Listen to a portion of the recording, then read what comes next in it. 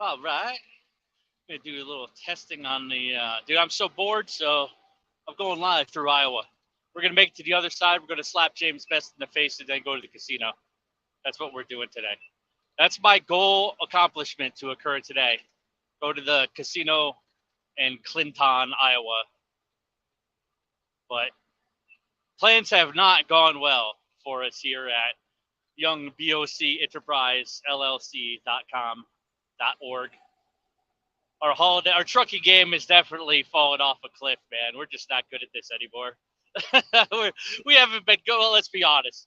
We haven't been good at it ever. So literally ever. We just kind of failed upwards as we went, and it's kind of interesting. Massive failure. Just somehow still gets it done, no matter what. The only thing that keeps us going is the absolute hatred for authority figures to ever go back to work for a company. What's happening? Let me see here. I'm going to, how's this audio, Mr. 21? Because I'm going through my headset. I haven't done that in quite a while. I think I'm going to pull into this rest area and set up the fucking link. Let's get some people in here. Throw up some commentary. I know my channel's gone by the wayside. I don't even have an audience anymore. But let me see. Comment. Can I make a fucking comment? Can I make a comment? No, I can click on one. How do I fucking type in this StreamYard shit? Banner. Oh wow, look at these old fucking banners I had from back in the day when I used to do those like 5-hour drunken live streams. Welcome to the Trucker Roundtable Show once again. Dude, that's ancient. Oh, you probably can't hear the Jake breaks that well, but this truck sounds sick. Coming in a little hot on the rest area. I'm gonna wake everybody the fuck up. All right, give me 2 seconds. I'm gonna park here. Then I'm gonna figure out how to post a motherfucking link on this motherfucking app, and we go for there. Gotta go gamble. Big gambles. Let's see. I'm gonna park right where this guy just dumped his piss bottle out. Give me 2 seconds. Fucking Iowa. I love it. This guy's airbags are so shot out. Look at that, man. His airbags are fucked. Oh, I can't zoom in. Shit. His airbags are so low on the front that actually his whole truck, his airbags are out. My man's got a pretty serious air leak over there. It's so low, his fucking goddamn mud flaps are dragging the ground. All right, give me a second. What's up, Neo? Give me a minute. I'm going to make a link for everybody. I don't know if I got to do that in goddamn, let's see, guests, invite guests. Send this link to your guests. Copy. How the fuck do you paste this shit? Brand? No, I don't need that. Welcome once again. What's this? Oh. Dude, remember this one? Look at that one. Remember that shit? That was from a long time ago. The old Country Time, the Country Time fucking charity gimmick. Now that's going back. Give me a second. I wonder if I can post this in the YouTube live chat. One moment. I will return. Let's see. Library, your channel, your videos, live. No, it's not there. Oh, here it is. All right. Chat, StreamYard, pin. No. Pin message. Fucking pinhead. We got the pinhead shit going on. All right, you're out of here. Go back to you. All right, camera's back. There you go. Hey, come on, Neo, jump in. Let's fucking talk some shit. Let's talk 9 miles of shit for 4 hours as I drive across this motherfucker. I'll stop by Detroit and you can go to gamble. But yeah, I've been catching up on a bit of the drama. I guess there's quite a situation that came up. Same shit, different day, it seems like. But I was getting some requests in the background to participate, and I'm just not interested, man. I'm just not interested in playing the games no more. Like it was really weird because what was it, about a week and a half ago, before Hensley and Narc went real super hard on Stewart for all the abuse allegations or whatever. This dude calls me out of the blue. Yeah, it was him, Clampett, and I think B Feline was on the line, but the dude wouldn't say any words to me because he knows that like we don't usually get along. So I don't know if he was just being quiet and recording it, but I seem to remember hearing that he was on the phone with them, but he never said a word in the call. So I'm just not sure if they were just there to fuck with me or what. But I wasn't having it either way. But we had a nice little reminiscing because we never we got along for a long time, and then shit just went sideways, and there was so much fuckery both ways, man. I fucked Hensley as much as he ever fucked me, and obviously, as you know, like the stuff that I never made public 2 years ago was kind of just dropped on Elite's channel because he was fucking with my business, and I was like, you know what, dude, we're good. I don't hold any hard feelings towards anybody anymore, man. I just want to go about doing my own thing. So we ended up, we were bullshitting for like an hour and a half on the fucking phone of all the stupid drama shit that we used to do back in the day. And I got some information from Clampett on a thing that I was curious about from like 2 years ago that finally I found out the truth about. So that was fun. But some of the reminiscent shit with like the Just Trucking situations, oh my god, dude, like there was so much trash talked about Just Trucking. I'm so sorry, but I can't help it, man. I just think the guy is such a fucking fake loser. I still can't get over it. I'll never get over that shit, man. My wife to this day, if you mention anything related to Just Trucking, she's like, I would kill his fucking wife. She hates her, dude, with a passion, with a fucking passion. But I don't. It was pretty funny, man. There was the one where everybody was auditioning for some stupid reality TV show. And everybody was getting these emails and bragging about it, how they were wanted for a TV project. So randomly, I had left a comment somewhere. I said, "Oh, I never got a fucking email. Where's my invitation to audition to this bullshit?" Because the only reason I really wanted to do it is because I knew Just Trucking was doing it. I wanted to fuck it up for him if he ever had a chance. I mean, the reality that of any TV show to ever actually even to go to pilot, all right, to shoot a pilot is like practically fucking zero. So, and then after that, it's got to get picked up, and the show is just a total piece of shit. It's basically like Ike Stevens will claim to this day, like he'll swear on the life of his wife or mother, whatever, that Boneheaded Truckers was his original idea and all that. But I'm like, I put it together pretty conclusively that the email before he changed his stuff around a bit, his content to basically copy what this show ended up being. He had received those email invitations to audition, and he had sent an audition in. So it's like, good for him because he actually found a way to monetize such a piece of shit content. Like basically, you're making fun of people for 30 minutes on a show, and that are having the worst day of their lives. Usually, that's typically how it is. So, good for him. If he actually did really do that and put it all together himself, like whatever, man. It's not like this most original idea ever. You basically take America's funniest home videos and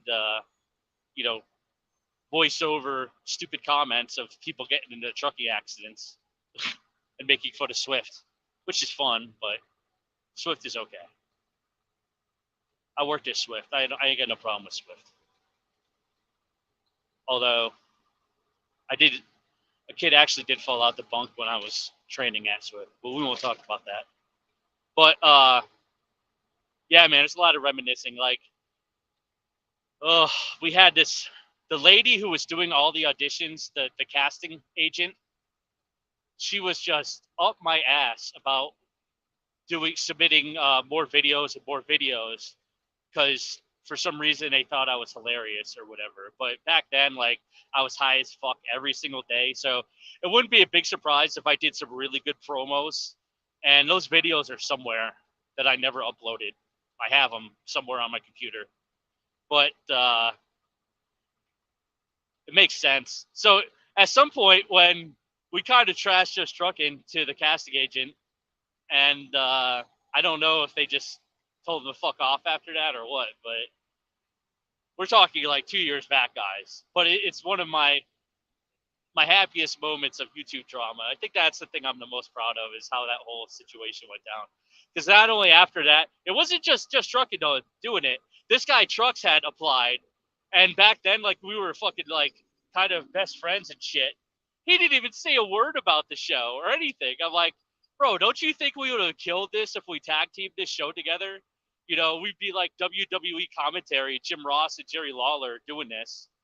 And his response back then was kind of like, well, why would I have to include you in anything that's going to possibly enrich my life? And I'm like, oh, okay, so that's how it is. All right, no problem, man.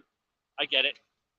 So that's kind of how things went sideways there. That was the start of it. Shit.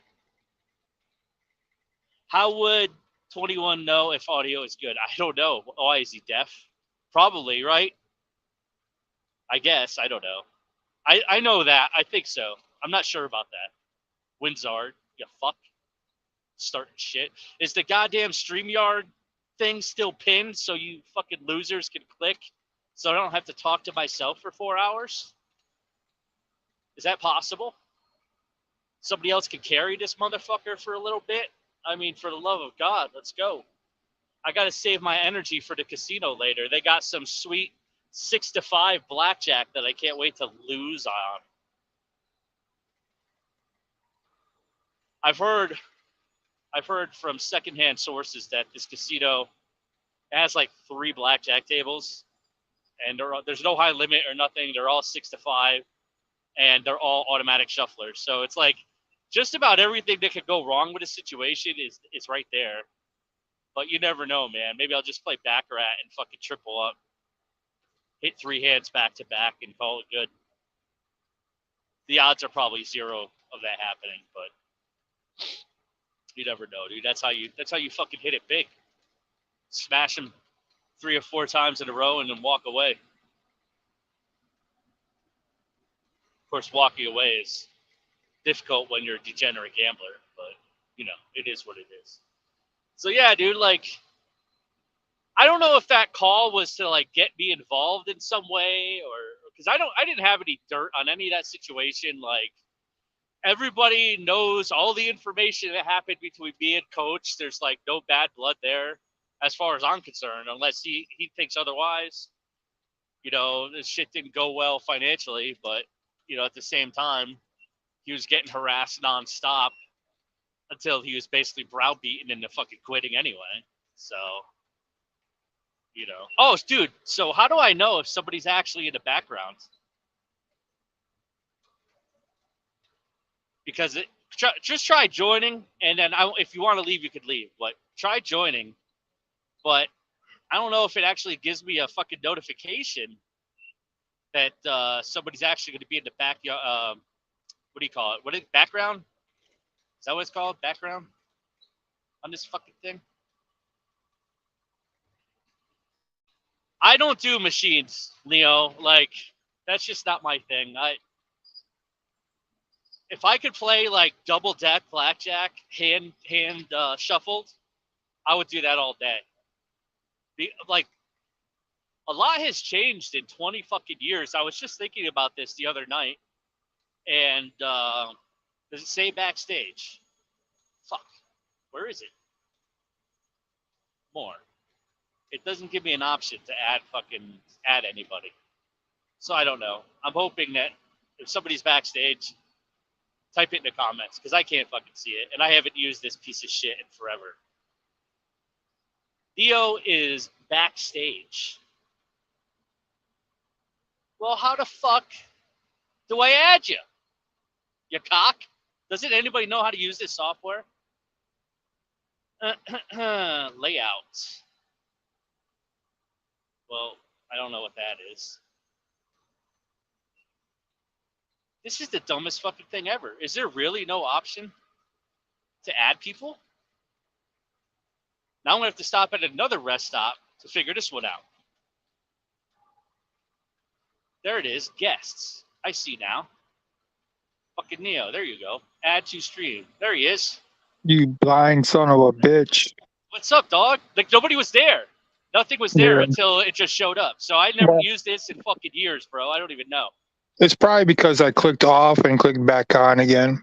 So you were probably looking when I was gone and out. Too fast. So what's going on? I know I don't get any fucking calls with Logic Neo anymore because he knows I don't have any more drama dirt to spill on people. Don't say you talk to me. You'll be all right. Hey, it never happens. You know, I never know when you're calling, and I haven't. I think it's been 2 years ago, last 2 Novembers, because I was delivering Christmas trees. Well, it'd be a conversation about Tiny and his dumbass, but that's about it. That's the only thing that's really been going on lately. Wow, what's going on with Team Tiny? He's not getting his shit together? Way downhill, dude. Way downhill. He sent me a picture the other day, and he said he got a dog. So, like, that's a good first step towards some kind of recovery. I feel sorry for the dog. I feel sorry for the dog. The dog would probably take care of him more than he would take care of that dog right now. Dude, my dog takes care of me. I would have fucking offed myself in this truck years ago if I didn't have at least something with me. Yep, I get you, man. I know you were in a down way before and shit, so I was hoping you get your shit together, and you know, and you did.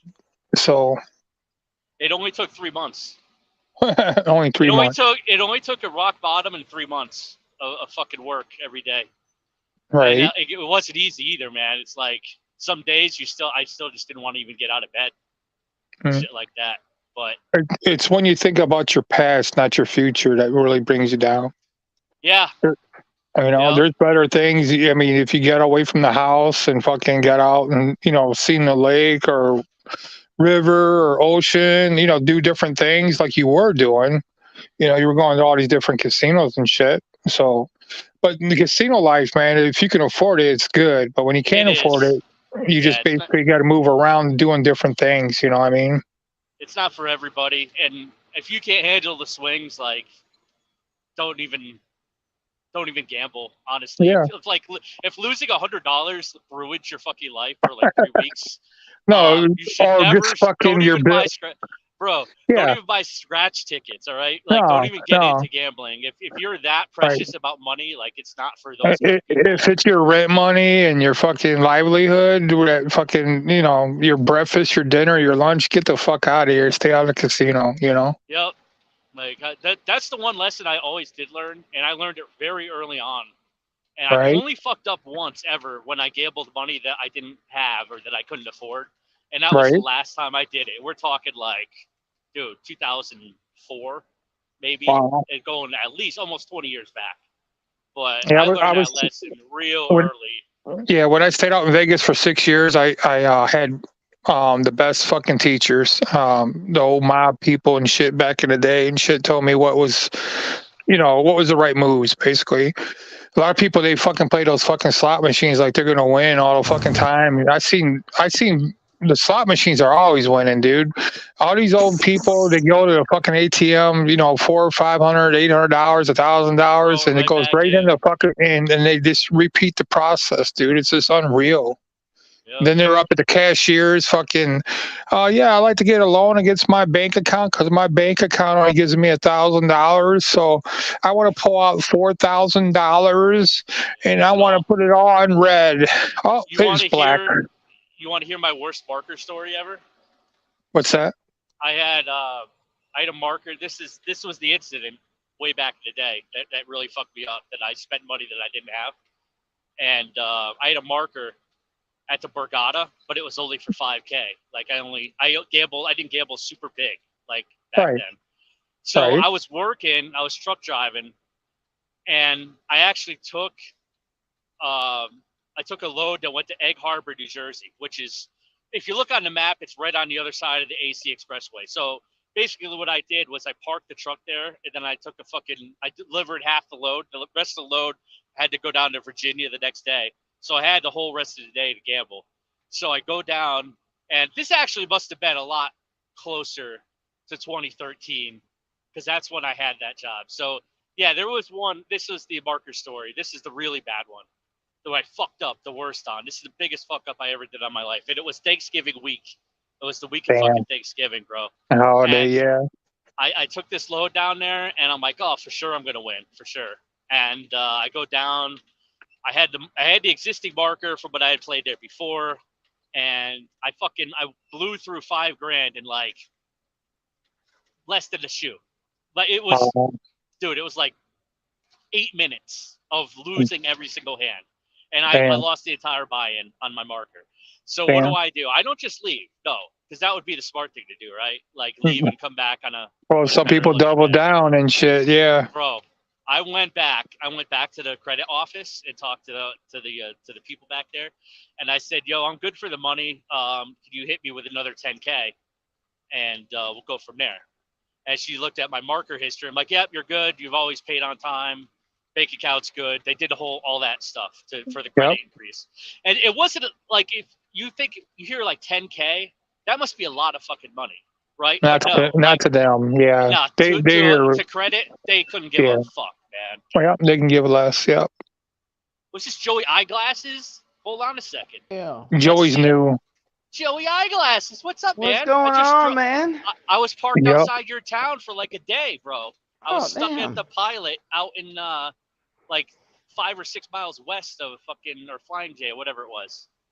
I should have hit me up. I was hanging out there. Well, I was so depressed I couldn't find a fucking load. So I'm sitting in a goddamn truck stop for 4th of July weekend. But I seen your shit on TikTok. You finally got the cart going, huh? Oh, yeah. Good for you, man. I got a spot downtown. Seriously. Thanks. It's fucking legit. Like, everybody gave you shit about it, but the fact that you actually go out and accomplish this shit is like aces, man. Like, this, it's fucking mint. Yeah. Well, I didn't give them shit. I wanted them to do it and exceed, because I was going to do that shit. I was bored. I'm retired, dude. So I'm like bored as fuck. Yeah. So I was going to do the same thing as Joey, but I was like, well, I want somebody else to try it. Joey would be that guy. So, but I know a lot of vendors over here in Michigan and shit, and they've been, they get trailers and shit like that. Joey's going to step his game up a little bit. He's going to get an enclosure for winter and shit. So, yeah. There's a guy in Connecticut that has a place. I don't know if you've ever been up there. It's called Doogie's. He's got a Doogie, yeah. Is that the one in Colchester, Connecticut? Yes. Is it? The challenge, he has 2-foot-long hot dog. You eat like 4 feet of hot dogs for like $30. He does fries. He has fish. It's a nice little restaurant. There's a real famous kind of like I don't want to say it's a drive-in, but like you eat at the picnic tables outside, but it's right there in Colchester, and they have like world famous cheeseburgers. So yeah, he does all kinds of shit. Yeah, he does burgers. He does like clams, but he has. Is he on YouTube? Hot dog challenge. Is he on YouTube? So. Yeah, it probably would be if you look him up. I'm sure somebody's been there. I'm gonna have to look that up. That place on the way back from the casino, because it's about an hour and a half to drive to the casino, and if we came back during the day, we would always stop to get cheeseburgers at that place. He's got good food there. Well, see, we got hot dogs there when I was there. We got National Coney Islands and Conies and shit here, and those get old after a while, right? So I went to New York one time to drop off something. I think it was a fucking wheelchair or some shit. This was years ago. So I go up to a fucking, vending hot dog deal, dude, and it was like, they call it dirty water. You know what I mean? And when he made the fucking hot dog, he put that fucking red fucking onion and shit on there. The red sauce.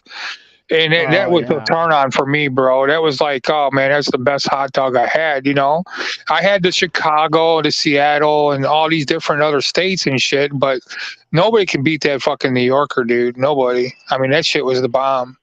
So, I was but gonna do the Chicago dog, but what I don't like is every ingredient that's on a Chicago dog only works with the Chicago dog. Like nobody's gonna get a yeah, pickle on their hot dog no, unless it's a Chicago dog. There's just too many Nasty. ingredients. yeah. The How do only you thing eat about it, pickles on anything, bro? They're disgusting. right, They're fucking right. gross. Even the radish is not all that great to me. You know what I mean? So when you eat a hot dog, a real hot dog, I can care less about radish and shit. Yeah. But a lot of people said it's just like extra food on there. Like, how you make a hamburger and you got the salad on the fucking hamburger and the bun, the fucking the tomato and pickles and shit. I can care less about that extra shit. You know what I mean? I can eat a plain fucking barbecue burger and be happy with that shit. You know what I'm saying? So some people Yeah, are it's like too different. much. Yeah, too much. Yep. It's like you overload the shit and you don't even taste the meat. So. Oh, absolutely. I try not to fuck with Coney Island anymore. Too many No, Coney's Russians, too bro. much. Too many Yeah. Russians, dude. Brighton Breach and all that. I don't fuck with the Eastern Europeans, man. You Sorry. got the Russians and you got the Jews too, man. Those fuckers. we, Oh my god. dude. I used to have to deliver to like the key foods and stuff when I worked for CNS, and there was a few shops that I went to that were Orthodox Jew owned, and they were so fucking anal. They would count every single case. And then the shit that they knew was overpriced, like the baby formula and the stuff that they knew they could get away with, like getting a knockoff on. I would Yep. see them like intentionally grab the cases and throw them on the ground to give them a defect so they would get a discount on the product. Yeah. I'm They like, do that shit. holy fucking shit, man. Like, Yep. they took all the time to count every single fucking case, and then they wrote up a whole slip of everything that was wrong. And I'm like, why do these people give these guys business? Because there's no way they're making fucking money off of Right. guys like this. They're just going to nickel and dime them like that. It was preposterous. Yeah. And you weren't allowed to talk to the women in the store. It was the weirdest fucking thing, man. Like, because they're all dressed in their demure and shit, and they got the special Orthodox dress and Yeah. head. Like, even if you side They look like a fucking woman, balloon or whatever, with the outfits on and shit, a white balloon and shit. Yeah. whatever, I mean, Yeah. it is what it is. It's religion, but at the same time, Yep. it's like, holy fuck, is that repressive? Yep. Like, they would fuck with you. They would like challenge you, like, yeah, please don't look in the direction of my wife. And I'm like, Jesus Christ, man. Yeah. Get kicked the fuck out of Williamsburg after this. But Right. Yeah, they get in trouble. every time I get in trouble on every load I used to do, because I was just always mouth off to some receiver about something or another. There was a Stop and Shop guy up in Swampscott, Massachusetts. His name was Rob Blaney, and he wanted to stab me. I got him so fucking pissed off. I got kicked out of the store because I was being disrespectful, and then he comes out to follow me to talk more shit after he kicks me out of the store after I made the delivery. I'm like, well, what do you really want to do, man? You gonna shake me on the fucking loading dock in 10-degree weather in Swampscott, Massachusetts? Well, what the fuck is the matter with you? I'll never forget that guy's name. Crazy. Rob Blaney. I said, what's your name? He's the receiving manager or whatever the fuck. Does this guy go in the ditch over there? Oh, that's a great place to park for a blowout. Oh, you got the hood out. You got Dude. the big hood out. Yeah, the clunker that gets 5 miles per gallon, bro. I'm about ready to finally give in and just buy something new. Like, the thing that's pushing me over the edge. Like, I'm not making the world's greatest money, right? But at the same time, I'm still earning. But I don't know, man. I think I'm just gonna wait for either this truck to go give away, like the engine to blow on it or whatever, and probably sell the other one, throw it up on truck paper or whatever, and seriously considering just buying something with a good fuel economy, because I don't know, man. You could do that. Just, well, you could do that, or you could just try to lease one from like Ryder or some shit, dude. To fucking they're so expensive. Well, there's a Are they cab really? over. They're There's expensive. a fucking cool ass cab over. Well, I was gonna say just a test drive to see what the fuck you want to do. You know, as far as get a good truck and shit, and see what kind of miles they get and shit like that. You know. I definitely wouldn't get a Cascadia or an LT. No, fuck that Cascadia I shit. can't get anything that's just gonna fall apart. But I mean, that's basically everything nowadays, anyway. But, yeah. You know. It's because of how they regulated that fucking DEF, dude. It kills everything. Even the fucking diesel, regular trucks and shit, pickups and shit. It just fucking kills the motors and shit. Yeah. Well, you know, it's all about replacement, part replacement, and that's where they make their money. That's the money there. Yeah. You know, like this truck, I put all the money into it up front when we first. Remember the video I did with this truck when I first got it? It had the wooden step on there and like JB weld on the fucking alternator mount. Had like a million things wrong. A million bugs, yeah, I remember. Dude, we put probably 30 grand into this truck, and I've never had an issue with it. I haven't. Good. When a local guy was driving it, the motherfucker would break it every 3 days. Like the truck got towed 4 times, I think, 3 times when he was lease purchasing the truck. Like he fucking snapped he broke the drive shaft once. Young and dumb, dude. That's all that is. It's driving bad. Like it's just bad driving. You should never blow out your fucking drive shaft unless you're doing something fucked up. Like it's just not a thing. So some people are just hard on vehicles, I think, in general. Yeah. Well, when it's not your own too, you don't really give a fuck about it either. So that, I'm sure that puts a lot into it. But dude, I clocked some.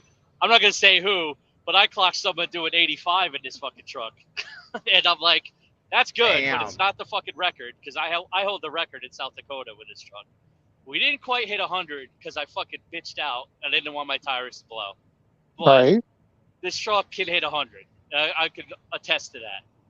But I didn't want to just kick it that last few extra just for the posterity. The speedometer only goes up to 80 anyway, man. So even if I clacked a picture of it and it was 18K RPM and it was over, I was doing 93. That was the best I could do. And I didn't fuck with it after that. I wanted to hit 100 badly, but one steer tire blew out at that speed and I'll be fucking dead. So. Right? Yeah. You had it up there, man. Well, it's good. It's solid, man. It rides rough as fuck, but like things don't break on it. But then again, if I buy something new 2 weeks in, am I going to be in the fucking mechanic shop? And it won't be my mechanic because he doesn't work on new shit with DEF or any of that. So I'm going to lose that avenue to fucking success. You know? When you said the mechanic shop, that really hit me. When Spectre was fucking with you, talking about going by your fucking mechanic's place and shit. He's so full of shit. He had no idea. Like all right, this is what he did, and he said he left a card or a business card or a note or some shit. Yeah, because he wanted to like threaten us and make us feel like we were there. He was there, and he was gonna like show us what's up. Like. Me and that dude have had an adversarial relationship for a very long time. And it was just about the time when I started adding contractors.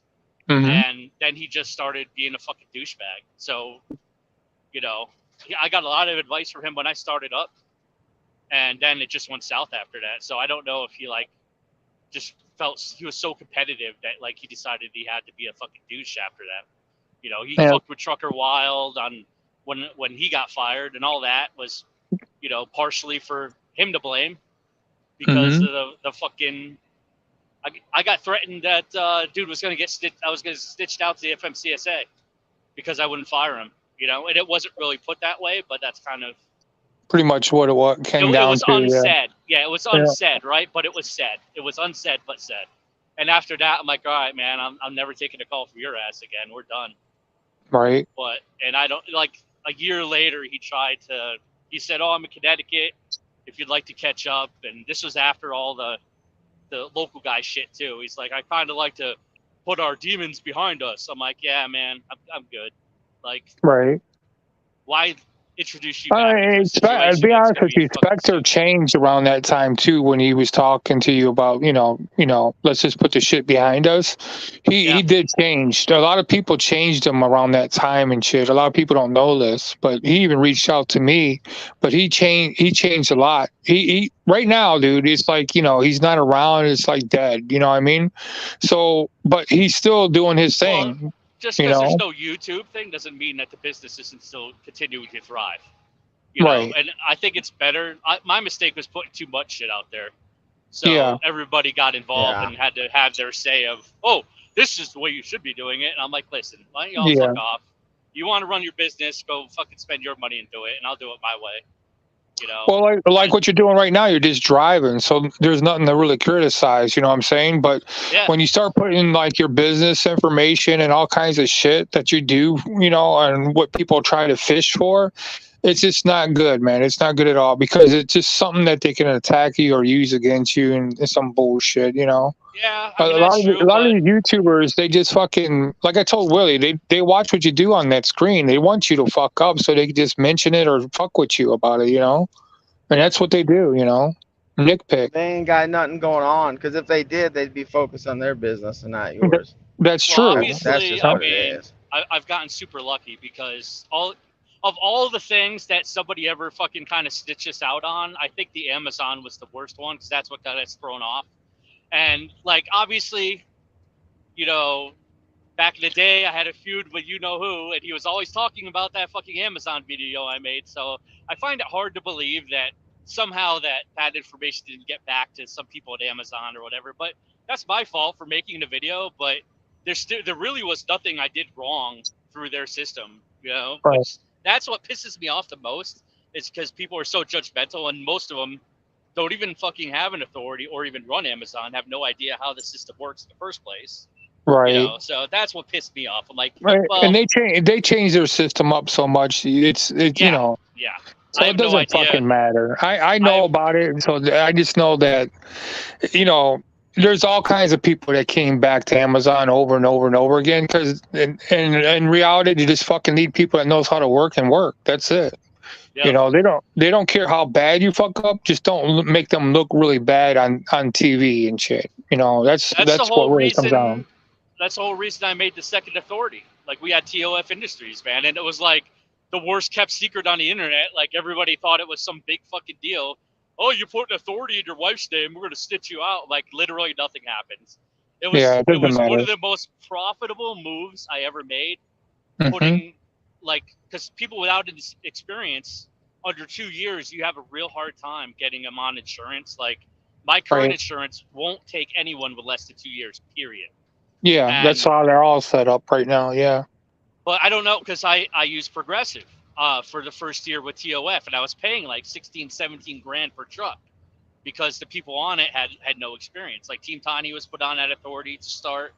And then I had fucking 6 or 7 other Amazon guys all doing that. That's where Wildbeard started on that authority. And that I made fucking a lot of money off of that in particular, but it also made other people a fuckload of money that they wouldn't have had an opportunity to do otherwise either, because they wouldn't have been able to go anywhere else with less than fucking 2 years experience to even sign on somewhere. So, that was a pretty good experience for everybody, I think. But the fucking YouTube had the goddamn, had their say about it though. Fucking James Best was up my ass every 2 days, getting fucked up and talking shit about me until I finally made him my friend. Everybody was trolling him. James is easy to troll and manipulate a little bit. You know what I mean? Everybody was probing him to fucking probe you. So. And it still happens today. Yeah, James. I hate to say this, man. A lot of people are useful idiots, and they do that shit. You know what I mean? and that's Theo, just you know what I'm talking about. My trauma days are behind me, man. I've never ever used somebody else to do. Yeah, but you had all those other fucking. Never once would I do that ever, Theo. If you could see my face, you'd see me grinning like an idiot. You had all those other people around you, BOC. You know that. God, and they just fucking fucking asshole. No, I know, man. Biggest douchebag. Biggest piece of shit ever. I can't believe that many people actually signed on with the fucking company because my reputation was so terrible, and everybody, just the people that really didn't fucking like me, made sure that everybody heard about that shit. Like, I did a 2-hour interview with Asian Mai one time. The entire fucking time, just Trucking's in the comment section talking mad shit about me, and like people are actually listening to what he's saying and shit. It was starting to bother me because the whole point of going on the show was to like get some recruits and interested in contracting on, right? Because it was kind of right at the kick of when things started to pop off in the market and money was really flowing.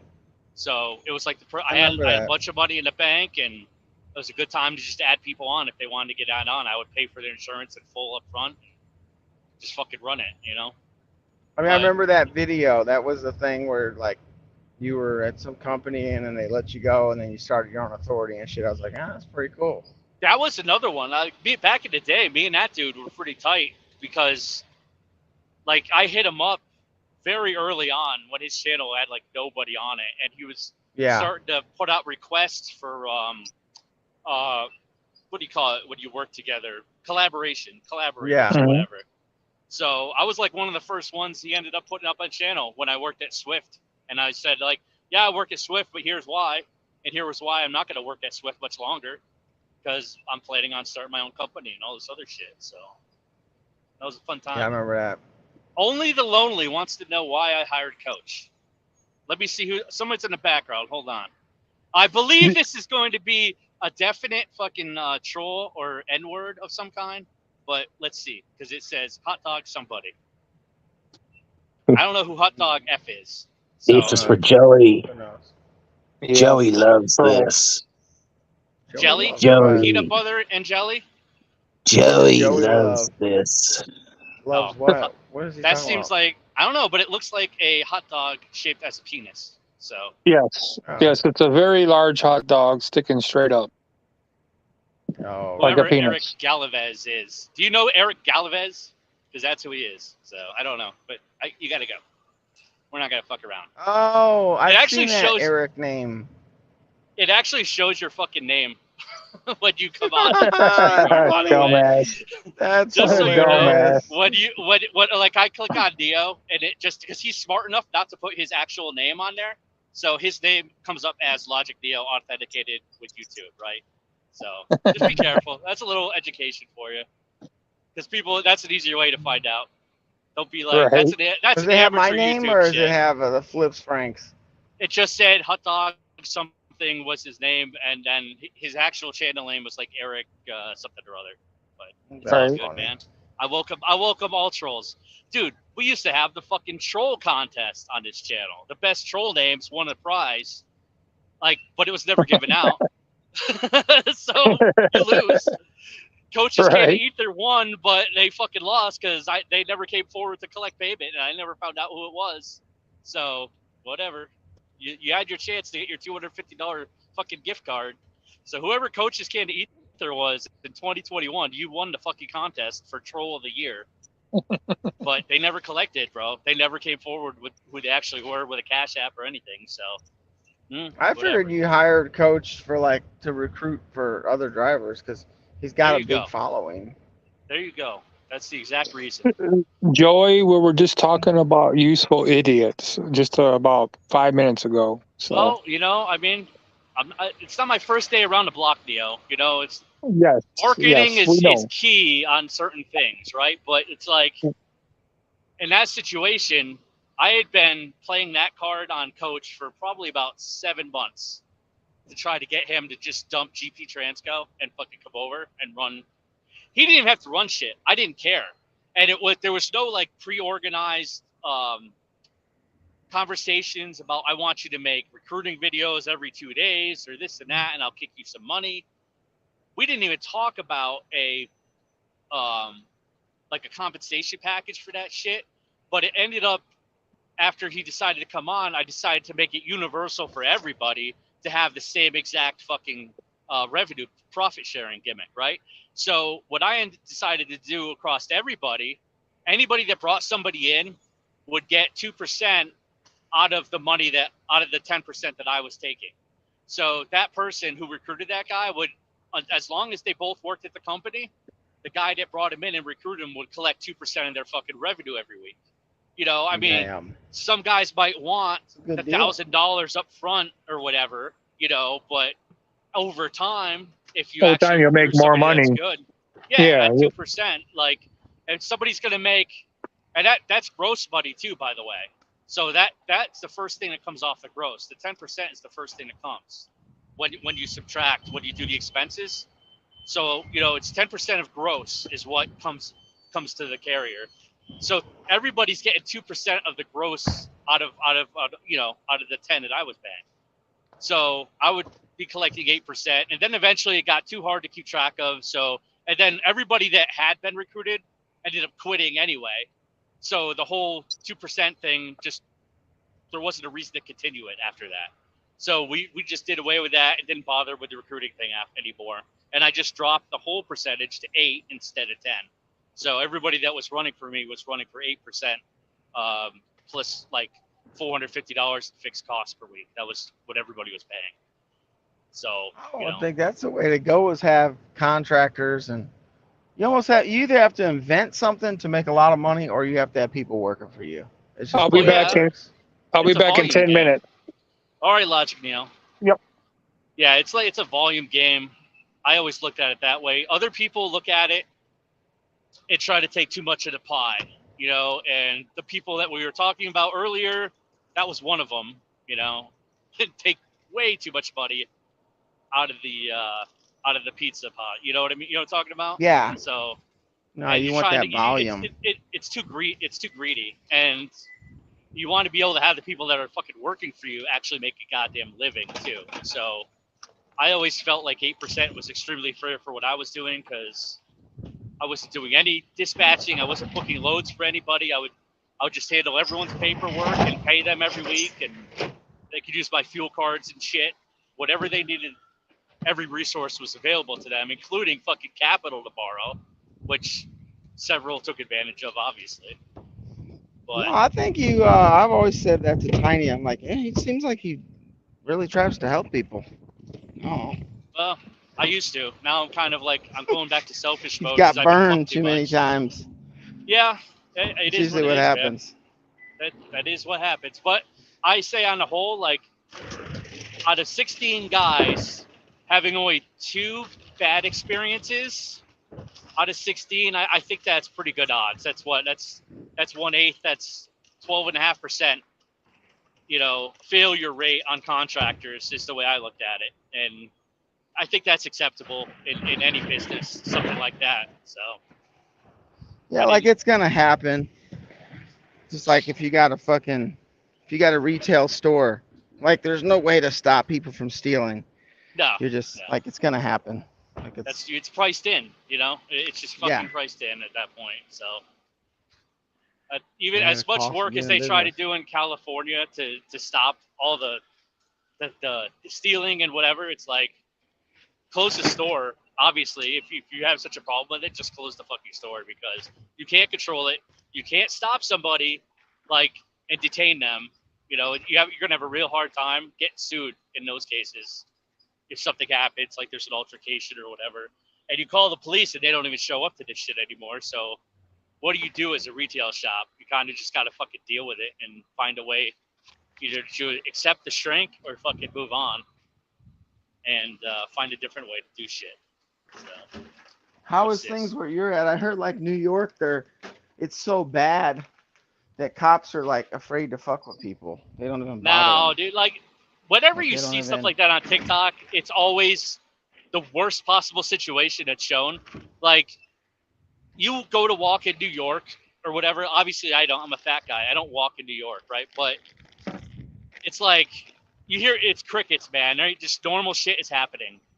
But, like, you always see the absolute worst situations that occur, and then, like, that's the stereotype of the place. Like, if you go to, like, Southside Chicago or something, you know, you don't want to, like, stop at a red light. I don't know. I've never driven through there. But I can't imagine that every single block has fucking drive-bys every single fucking day, and that it's as bad as people talk about it as. Like, as bad as people has talked about New York as being, New York is fucking nothing compared to like St. Louis, bro. Like, I won't even stop in fucking St. Louis, and I won't even pick up any fucking loads in St. Louis, dude. Like, I would not go there, period, for any reason. Yeah, I'm glad. I don't miss St. Louis, man. It's so bad there, especially now. I mean, it wasn't that great there when I lived there, but it's just bad. Yeah. I mean, I only went a handful of times, and the TA I stopped, it was like, I think it was on the east side. It was like East St. Louis or something on the other side of the river. And it was it was awful. I'm like, this is a bad decision. Shouldn't have come here. Poor choice. So. Yeah, once you're already there though, and you're set for the night. I mean, what are you gonna do at that point? Oh, look at this. Hensley Investigations. He's already discovered that Eric is Red Hawk Transport. How about that? No, I don't know, but I don't think so. I don't think that was fucking Red Hawk. Oh, I don't think that was Red Hawk because that's James' best buddy. Like, I thought he had like a clothing company, Red Hawk. I have no idea. I don't know what he does. Never. I always fuck with him because I say like, yo, bro, because we used to have beef back, and he would always talk shit to me, call me Jabba the Hutt and shit. I'm like, okay, whatever. I'm gonna call INS as soon as I fucking get off this live stream, would you? And fucking report you. Damn. Like he thought it, dude, and that's just been a running joke now for like 2 years straight. So anytime I see him in a chat, I'd be like, oh, yo, man, I just got off the phone with ICE, and they're coming. Better clear out, bro. So. He seems pretty laid back. I mean, I don't know much about him. He's all right. He's a good shit talker, but from what I gather, like after me and James Best kind of had a falling out, and I stopped showing up on the live streams, he had to find like other people to fill that my spot. You know, like for the entertaining drunken sidekick or whatever. Because we used to just do that all the time, get all fucked up on live stream and just talk shit, right? But then I kind of just stopped fucking with James Best for a while. Just for business reasons, and you know, then he just all of a sudden there's a whole new cast of characters that show up. It's like, I think that's where Randall's Pub showed up too, because he was just a fucking nobody that nobody cared about, and then all of a sudden he's showing up in every single fucking live feed with James Best. So I'm like, oh, there's your BOC replacement. Enjoy Randall the Trucker or whatever the fuck his name was that nobody likes now. So. I think a lot of it too is just. Like, especially in Zello, like, people take it so serious, but it's like, dude, you're dealing with a bunch of bored truck drivers. There's nothing else going down the road. Yeah. Even the first time, remember the first time, bro, the first time I came into Zello, and we're just going at each other for no reason. Like, literally no like reason. Getting down the road and shit. Whoever's the fucking, has the bigger balls, and whoever backs down first just fucking loses. You know, and then it just seemed like we had a fucking standoff there. I don't think either of us won the shit talking contest, but it was good. It was like a good half hour of fucking trashing each other. Get you down the road. You try to get somebody as mad as possible, but at some point you do ask yourself, like, is this healthy? No, I learned that quite a while ago. That this behavior is harming me. This is not good. This behavior is not healthy, man. We gotta fucking cut it out. Oh man. Oh, roadside inspection. Any fucking marijuana in there? Jesus, good times. That's not good. Ken Oates says, or just, just some guy got pulled over. Yeah, I don't know. I don't pull in for rest stops anymore, or way stations anyway. They could fucking chase me down. Right. Buy a new truck and take 2 weeks off. Why can't Jason drive solo for 2 weeks? I don't know. Oh, they're talking. Is there like there's a new video that I did watch that they're on vacation for 4th of July, but they're on vacation for like 2 weeks now or something. But I don't even see why it's a big deal, dude. You know, it's like I sat for 4 fucking days doing nothing because I was too stupid to book a load at the right time. You know, do I wish I was home doing other shit? Yeah, that would be fucking great. I wouldn't be stuck in the truck, you know, driving empty towards my house so I can at least fucking get home in a respectable amount of time. How long you stay out? You stay out just whenever? We're going on week 3 now. Starting on week 3. Like week 1 was down to Florida and out to Colorado, and then I lost a day out there. Actually, I lost 2 days because I was picking up a fucking frozen load, and they rejected my trailer. My trailer, like, it would only go to -6, and they're like, "Yeah, you got to be at -10. Sorry, we can't let you in." They wouldn't even let me on the property, Damn. like to check in or anything like that. So they really fucked the rest of my week up because that load was going back to Pennsylvania and was paying like $3 a mile. So I was getting really good fucking money to go back home. And I would have been home for 4th of July with that load. But then I waited overnight because I wanted to check it again in the morning to see if I could. And of course it did. Overnight it went down. And I go to check in again in the morning at 6 a.m. And they're like, okay, come back up to the gate. And by the time that we're all ready, and they said, yeah, they're ready to take you now. The sun had come up and started pounding on the trailer, so it went back up to fucking 0 instead of -10. I'm like, you got to be kidding me, bro. So my trailer doesn't do so well in the fucking winter, in the summer, as far as those the freezer loads go. I just can't do in the it. summer, like even a really new trailer, you'll have that thing screaming. Yeah, well, it was running like 4 hours straight to try to get down to temperature, but it was like 85 out, and it was 9 o'clock at night, and it was still like 85 degrees outside. So I'm like, all right, give it some time. I woke up in the middle of the night, and it was good, but I had lost my place in line because I was no longer on time for my fucking appointment. I'm like, you guys, dude, I was here. You just didn't let me in. So the fact that you're gonna fuck me because the reefer had to cool down is kind of stupid.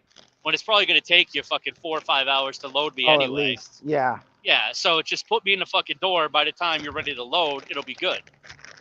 You know. And then on top of that, once there's actually product in the trailer, it changes the whole dynamic anyway. So you're not trying to keep 53 cubic feet of air cold. The product is in there and it's already freezing. So you have to keep much, much less cool with the reefer. So it'll stay to temperature much easier when there's actually cold product in the trailer. But I don't know, dude. That pissed me off. That cost me fucking $4,500 and fucked my whole week up. Couldn't find another load at all. You haul ice cream or no? No, you won't mess never. With that. I won't even do that in the winter, man. Like I don't even think the reefer will go to -20. It ain't worth it, dude. You know, like one fucking it don't thing take goes much for that to claim. Yeah. Yeah. You don't have time to fix it. Nothing. You can't fix ice cream either. Once it's melted, it's fucking melted. So we used to have that problem all the time. You could like fix it and you can get it down. I've had a meat load where it went down and it was broke for like a day, and I got somewhere and fixed it. It didn't have a temperature reader, so they didn't know. But ice cream, they would know. Yeah, you get rid of that shit would be melted. Trash. Yeah, you're gonna claim the whole load. So like, I'll do produce. I've hauled so far. I've hauled frozen. In the winter, I was doing frozen chicken. I did some frozen pork and beef and shit. But I won't fuck with that in the summer ever again. I tried it on this load because it was really the only load getting me out of Denver. But you know, the reefer in the summer ain't too wise. In the winter, it's all good, bro. I'm good. Unless you got like a brand new reefer trailer, something really expensive. Oh shit! RD Trucking has to come in and talk shit. There he is, RD.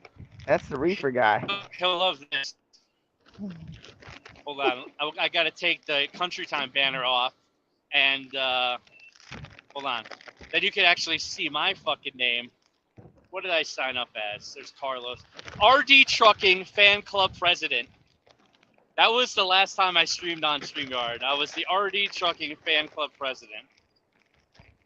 Oh, look at this motherfucker. Nigger! Oh, you piece of shit. Get Who the is fuck that out guy? of here. He always comes in everybody's live. At least now they can't weird. say it's me, bro. They can't say it was me anymore because it happened on my fucking live show. Everybody was talking shit and saying, "No, that sounds like POC saying that." I'm like,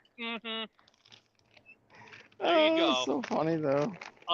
Because that guy does it to everybody. Fucking... everybody. I don't usually get caught that bad, but who, whatever. It's not like it's us saying that shit. It's some motherfucker that comes in just to trash. Now, when it happens to Coach on a live stream, that's fucking like 100% hilarious because he gets super stressed out and starts clicking his fucking pen. So whenever something goes somewhat sideways, he's always got the pen clicking. You know he's stressing out when he starts clicking the fucking pen. Oh, he don't like. Some He issues, gets all bro. freaked out. Yeah, big time. He gets Yeah. super stressed. Let's see here. Larry Joan and TJ Jones. Were they in here? They didn't come up in a comment. Rest Area Raccoon is there.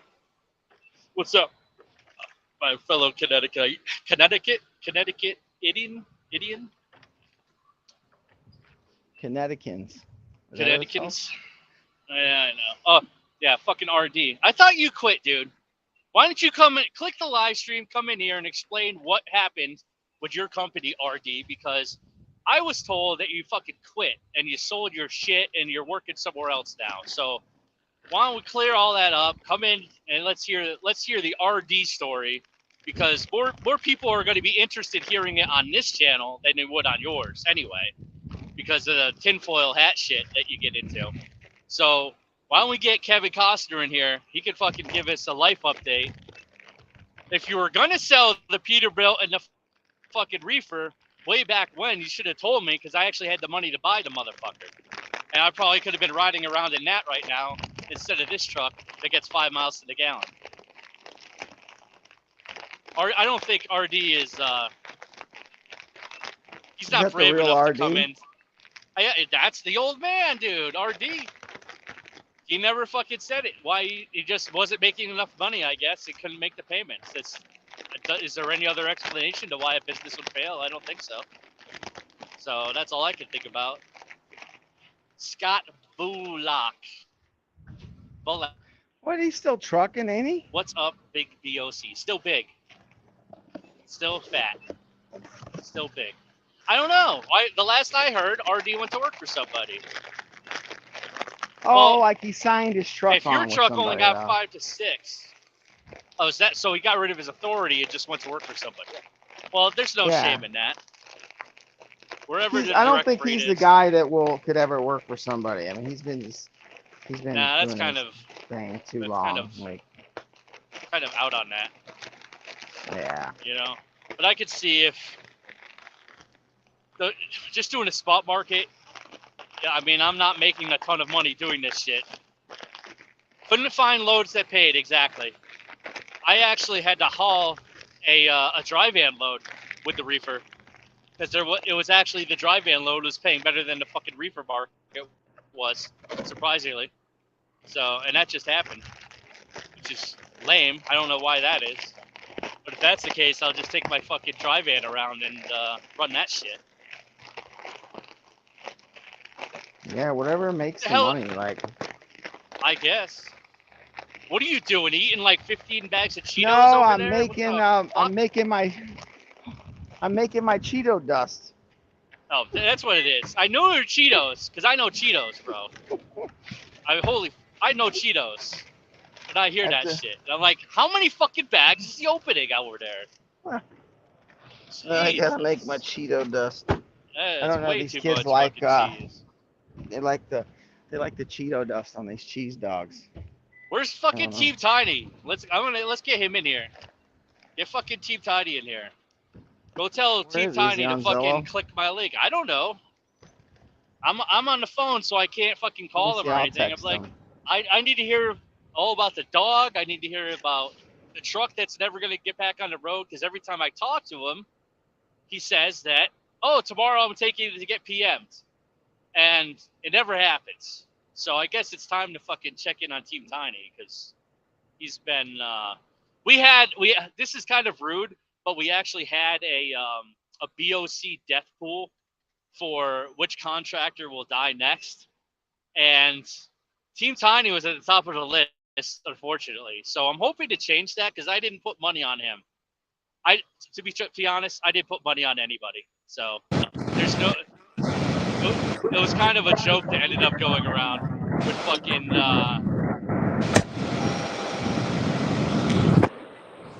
Your shit's defective, Joey Eyeglasses. As soon as I texted Tiny, it fucking disconnected. Oh. Of course. Breaking everything, bro. I might as well just lease on to fucking RD's company. Pays $3 1 week, $250 a mile the next week. Load's coming back or no. So you're running from AZ to North Carolina. Fuck. That ain't bad. That's not a bad average. At least you're making money, dude.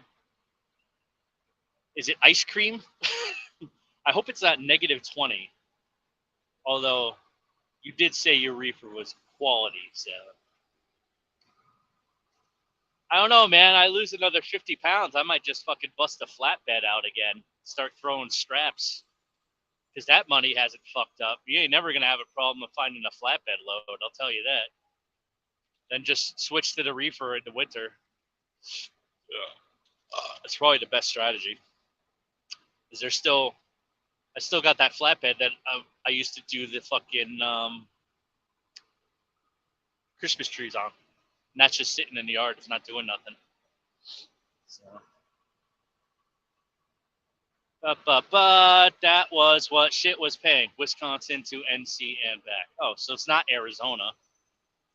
But it don't matter because that's the kind of... that's like DIY semi-territory. That's kind of the same stuff that he does. I'm pretty sure he has a direct customer that does that. Because the people that run for him always talk about doing those loads as customer freight, and they're always going from like Wisconsin to Delaware or somewhere on the East Coast. But I don't know. This is a fucking cool. That's a C10 or a K10? Is that a 4? It's not a 4-wheeler, but look at the condition on this truck, dude. He's got it mint. I would love to have a truck like that with the bucket seats. No, I mean the bench seat, fucking manual, just drive that shit around all day. I'd be happy with that. He was cranking too. He's doing about 73 in that truck. We're fucking just blowing by everybody. 5 hours to get from Asheville to Charlotte.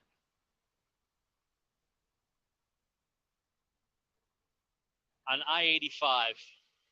When I was doing those hemp loads, I would have to come up, what the fuck is the name of that goddamn place?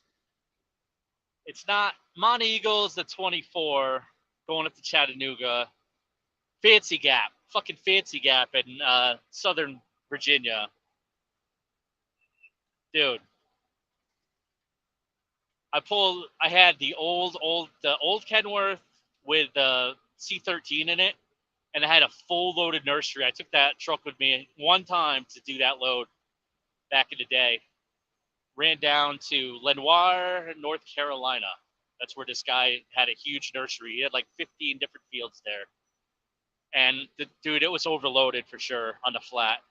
And I'm climbing up fucking, Fancy Gap at like 25 miles an hour, dude. That truck did not like overweight loads. It did not like to haul 80K. That truck was perfect for Amazon. But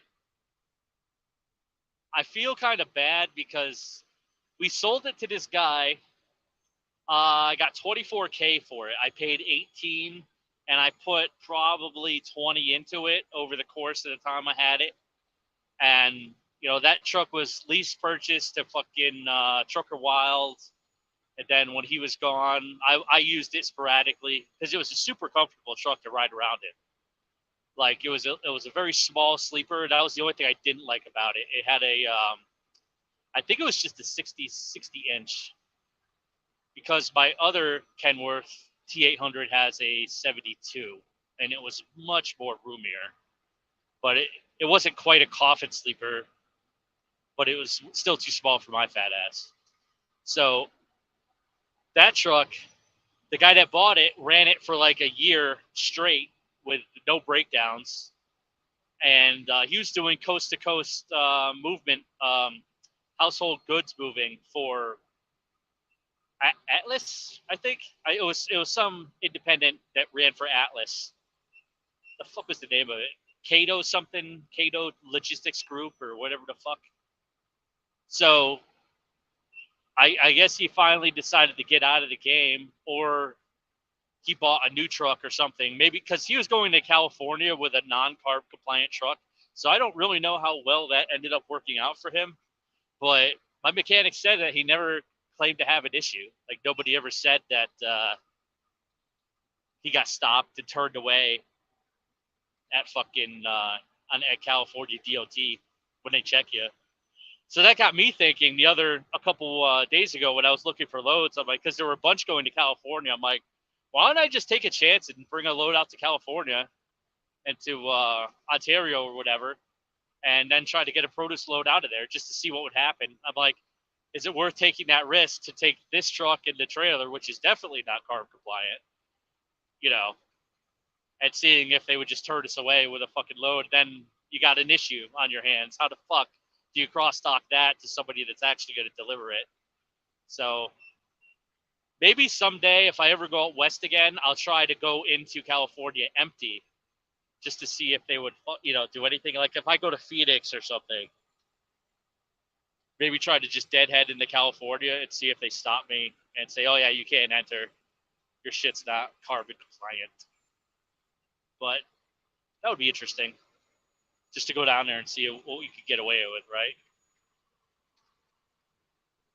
Yeah, dude, that truck was small, real small. Not compared to this, and there's a million times more room in this truck, especially after tearing everything out too. So, it is what it is with that shit. But so this guy, he had been trying to sell the Kenworth that I had sold him like 2 years ago for quite a while. It was sitting at the yard, and it sounds like he put it up for consignment. Somebody stole that truck. I guess he sold it at a dealer up in Vermont on consignment, and he told the mechanic that he got $8,000 for it, but that's what the dealership paid him. I don't know what the dealership got for that truck, so I don't know. But it's like $8K. If I had 8,000, a spendable, which I don't have anymore. If I had that kind of money, I would just bought that truck right back and found a way to get somebody to run Amazon with it, because that truck got like fucking 8 miles to the gallon. It was super efficient. It's the perfect Amazon truck. It had really small wheelbase, so you could get in and out of places a lot easier. Like, this truck's a fucking nightmare. Just getting out of a truck stop parking lot sometimes and not taking off somebody's hood, making a, turning out of the space is like a challenge sometimes. Because it just, especially when I run my axles all the way up on the trailer usually. So I always got to worry about fucking taking somebody's hood off or some shit. I got so paranoid last week because some dude had parked like right next to him. I had already made my own shitty parking spot, and some dude rolled up right next to me, like inches away from my mirror, and parked right next to me in an even worse spot that I was in. But it still wasn't bad enough that it was blocking people in, and I had to leave at like 3 a.m. to get down the road. And that's the first time I actually had to get out of the truck and check to make sure I wasn't hitting anybody in a long time. I haven't had to do that shit since I worked at JB Hunt, man, and trying to back into a fucking shitty ass dock in Brooklyn somewhere. But I was super paranoid about that. There's all the videos everywhere of the boneheaded trucker bullshit. So I definitely didn't want to show up on that. I'm not a good driver, and I'm not a good backer. But every once in a while, I can fucking make it work.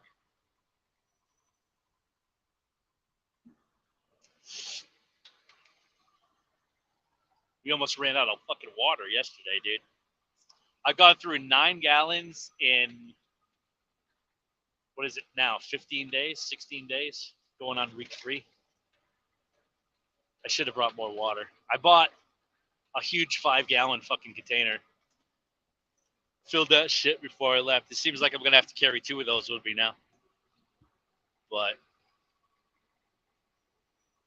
yeah, dude, that truck for $8,000, a fucking steal. Like, I had made a video a while back about thinking about giving away the Kenworth, the T800 I have, and the Dryvan. Like, neither of them, the truck is in mint condition. Like, it's old, right? And it's old. It needs paint. Everything mechanically works fucking mint on it. It's got like just about brand new tires all the way around. The brakes are got to be at least 50%. I don't know. When I get home, I'm thinking about just putting it up for sale, and I'm gonna go run through it, take a bunch of pictures on it and stuff. I offered the package deal to one of my former contractors who has his own authority now. I offered it to him for $28K, truck and trailer. If you just wanted it to go and take, $28,000 truck and trailer, it's yours. But I'm not dealing with financing or anything. I just want fucking cash in hand. I'm not gonna a check, a certified check or something like that. I prefer just cash money. Cash money or diamonds, bitch. You bring the cash money or the diamonds, and we'll talk. Some luxury watches, But I think for someone getting into the game, $28,000 is not a bad hurdle for them to get through. That's about what I had when I started, and I didn't even have a trailer. I was just renting a trailer from the beginning. I burned through $35,000 on that truck between buying it and then another $14K in repairs. All the money I had saved for the business was basically gone before I even fucking drove the truck a mile.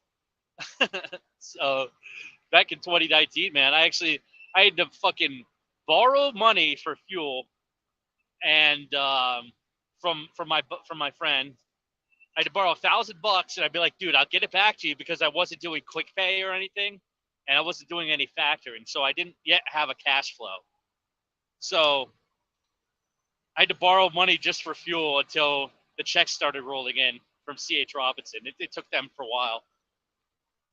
Now, in hindsight, starting up back then, I probably should have just done their 1.5% quick pay and been done with it. But I'm kind of proud of the fact that I never really had to quick pay a load, unless it was like one I was really cautious about not getting paid on. Like, there's been a TQL load that I've taken quick pay on before in the past.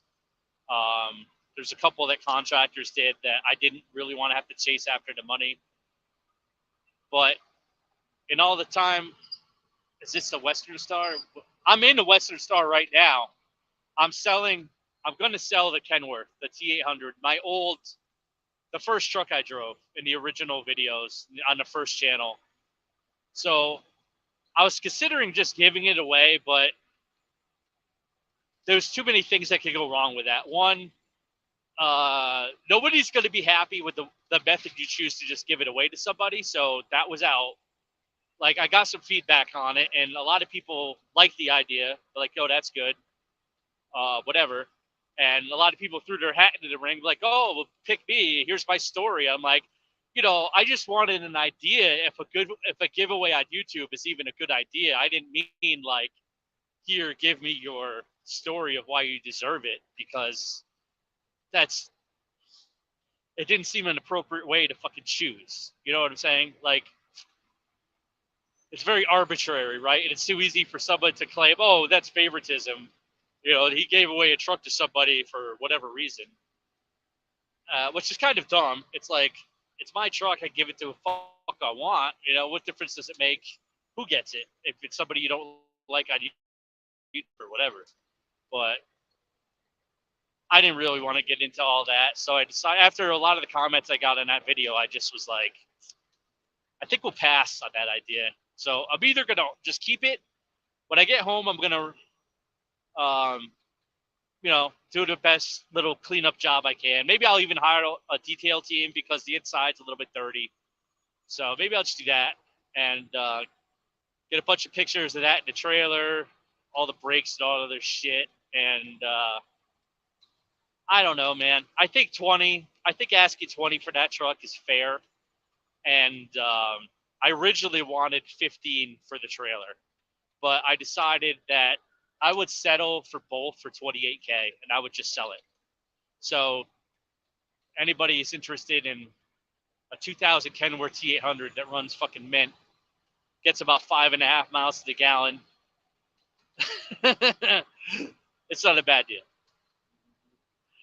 Gentry's giving away a F350. Well, on general principle, just to upstage that dude, I should give away my truck and trailer then, just because, just to be cool. That dude's apparently got millions of dollars. The best he could do is give away a junky F350, right? I know Just Trucking gave away like a C10 or something, or I don't know. It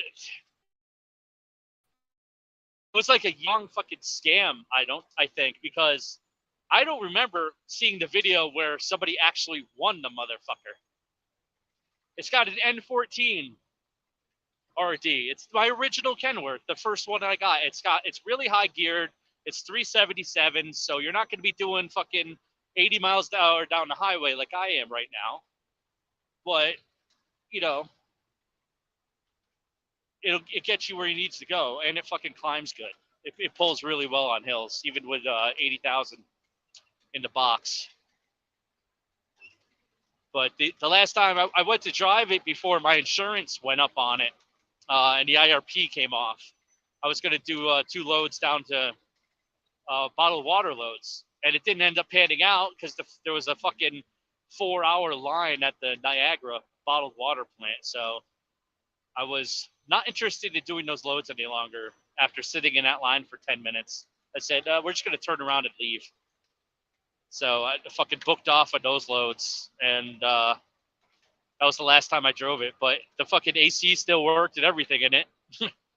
So it's been sitting for a bit, but I take it out periodically just so the wheel seals or engine seals, nothing fucking gunks up and dry rots out and fuck shit up, you know?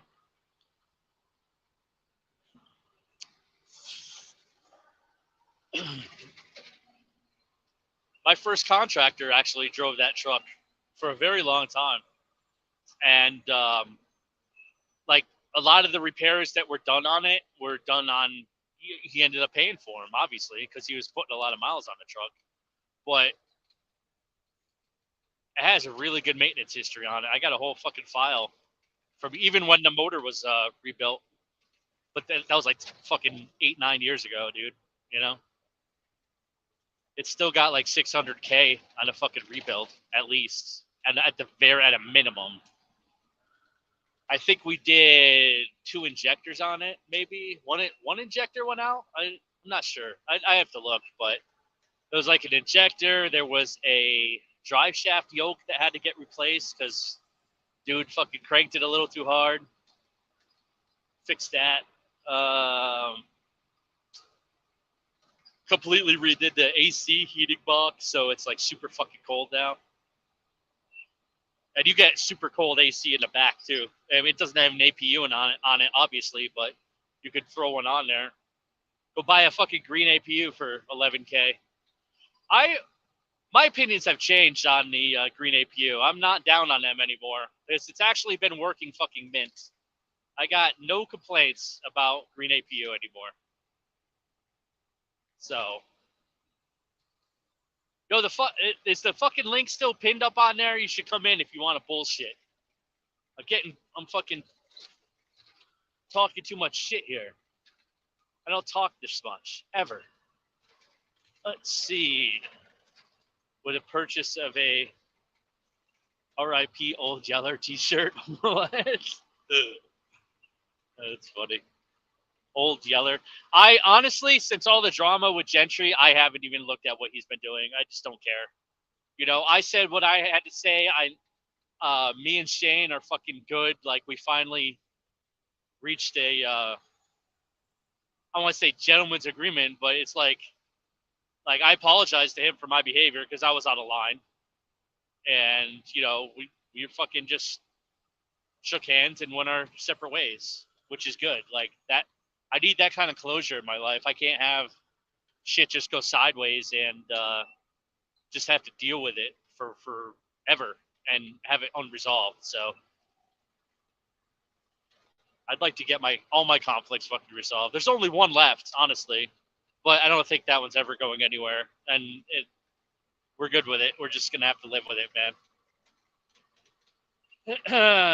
Someone will give you good money. I don't even need good money, RD. Like, I'd be willing to sell it at a discount off the, whatever the going rate would be. I don't know, like, but obviously the market for trucks can't be that good. I love the sound on the turbo on this truck, dude. I don't want to take a chance and turn my headset off for 3 seconds so you motherfuckers could hear it, but that's literally the best thing about this truck is how loud the turbo is. Going through the big dig in Boston is kind of a fucking bitch, but I'll always turn the Jakes on and just fuck with it. Is this fake RD? Do we have fake RD or real RD? No, this is real. Can you hear me? Real? Yeah, you're on. What's up? Hang on. You putting any work in, or you just sitting around the house doing nothing? No, I'm hitting it right now. Well, it must be nice. How about you get me some fucking loads, because I can't find shit. Yeah, that's why I fucking leased onto a company. What are they paying? Don't talk about who it is. I can't. You're not gonna disclose anything. Zero information. I can't disclose anything. Nope. Dude. But I'm doing good. Nothing. All right. Well, tell me this: are you netting? Are you still paying the payments on truck and trailer at least? Can you talk about that? Oh yeah, I still pay the payments. Is it expensive or what? What did they book you at? Huh? I don't even remember what you were paying. Was it over fucking $2,000 a week? I don't remember. No. I own this. Oh, so you didn't? I didn't. You don't have payments on it. I have payments on it, but it's monthly payments. Oh, I got you. So it's like a real bank loan type of gimmick. Yes, it's a real bank loan. Oh, good for you. That's a very professional way to handle business.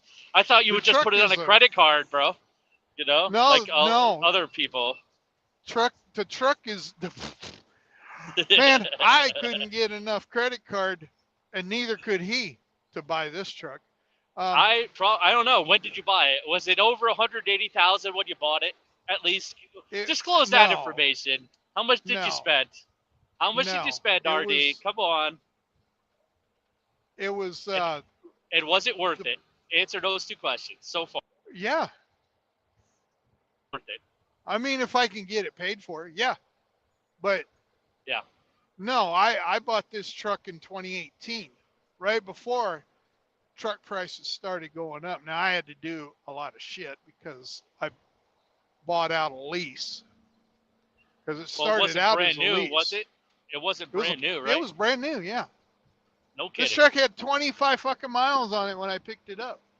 Did you buy it from Velox 18 when he sold his? Or what do you have? Ooh. You don't have the fucking a regular. You do. You have a hood to hold. What is it? 379? What do you got? What do you run? It's a 389. You drove by me twice and I don't even know. Yeah, you saw me, motherfucker. Yeah. I had no clue. I'm 389. so inattentive when I'm driving. I don't even know what they look like, man, because I know nothing about Peterbilts. All I know is that Trucking Together just bought a brand new one. Do you watch that channel, Trucking Together, at all? Trucking Together? No. I don't really watch any YouTubes. Well, I'm glad you stayed subscribed to me at least. Holy fuck. Hell yes. Every once in a while, you get a few gems when I'm bored. Yeah. I'll go live for 4 hours going down the road, making zero money, losing money, because I'm fucking losing money. Yeah. Just blowing money out the stacks. But fuck it, man. Ain't the first time. Deadheaded all the way home from fucking Las Vegas. That was a good time. My wife and I both got COVID for 3 days. That was great. Oh, really?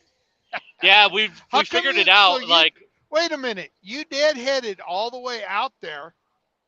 Yeah. And then deadheaded all the way back? All the way to Missouri.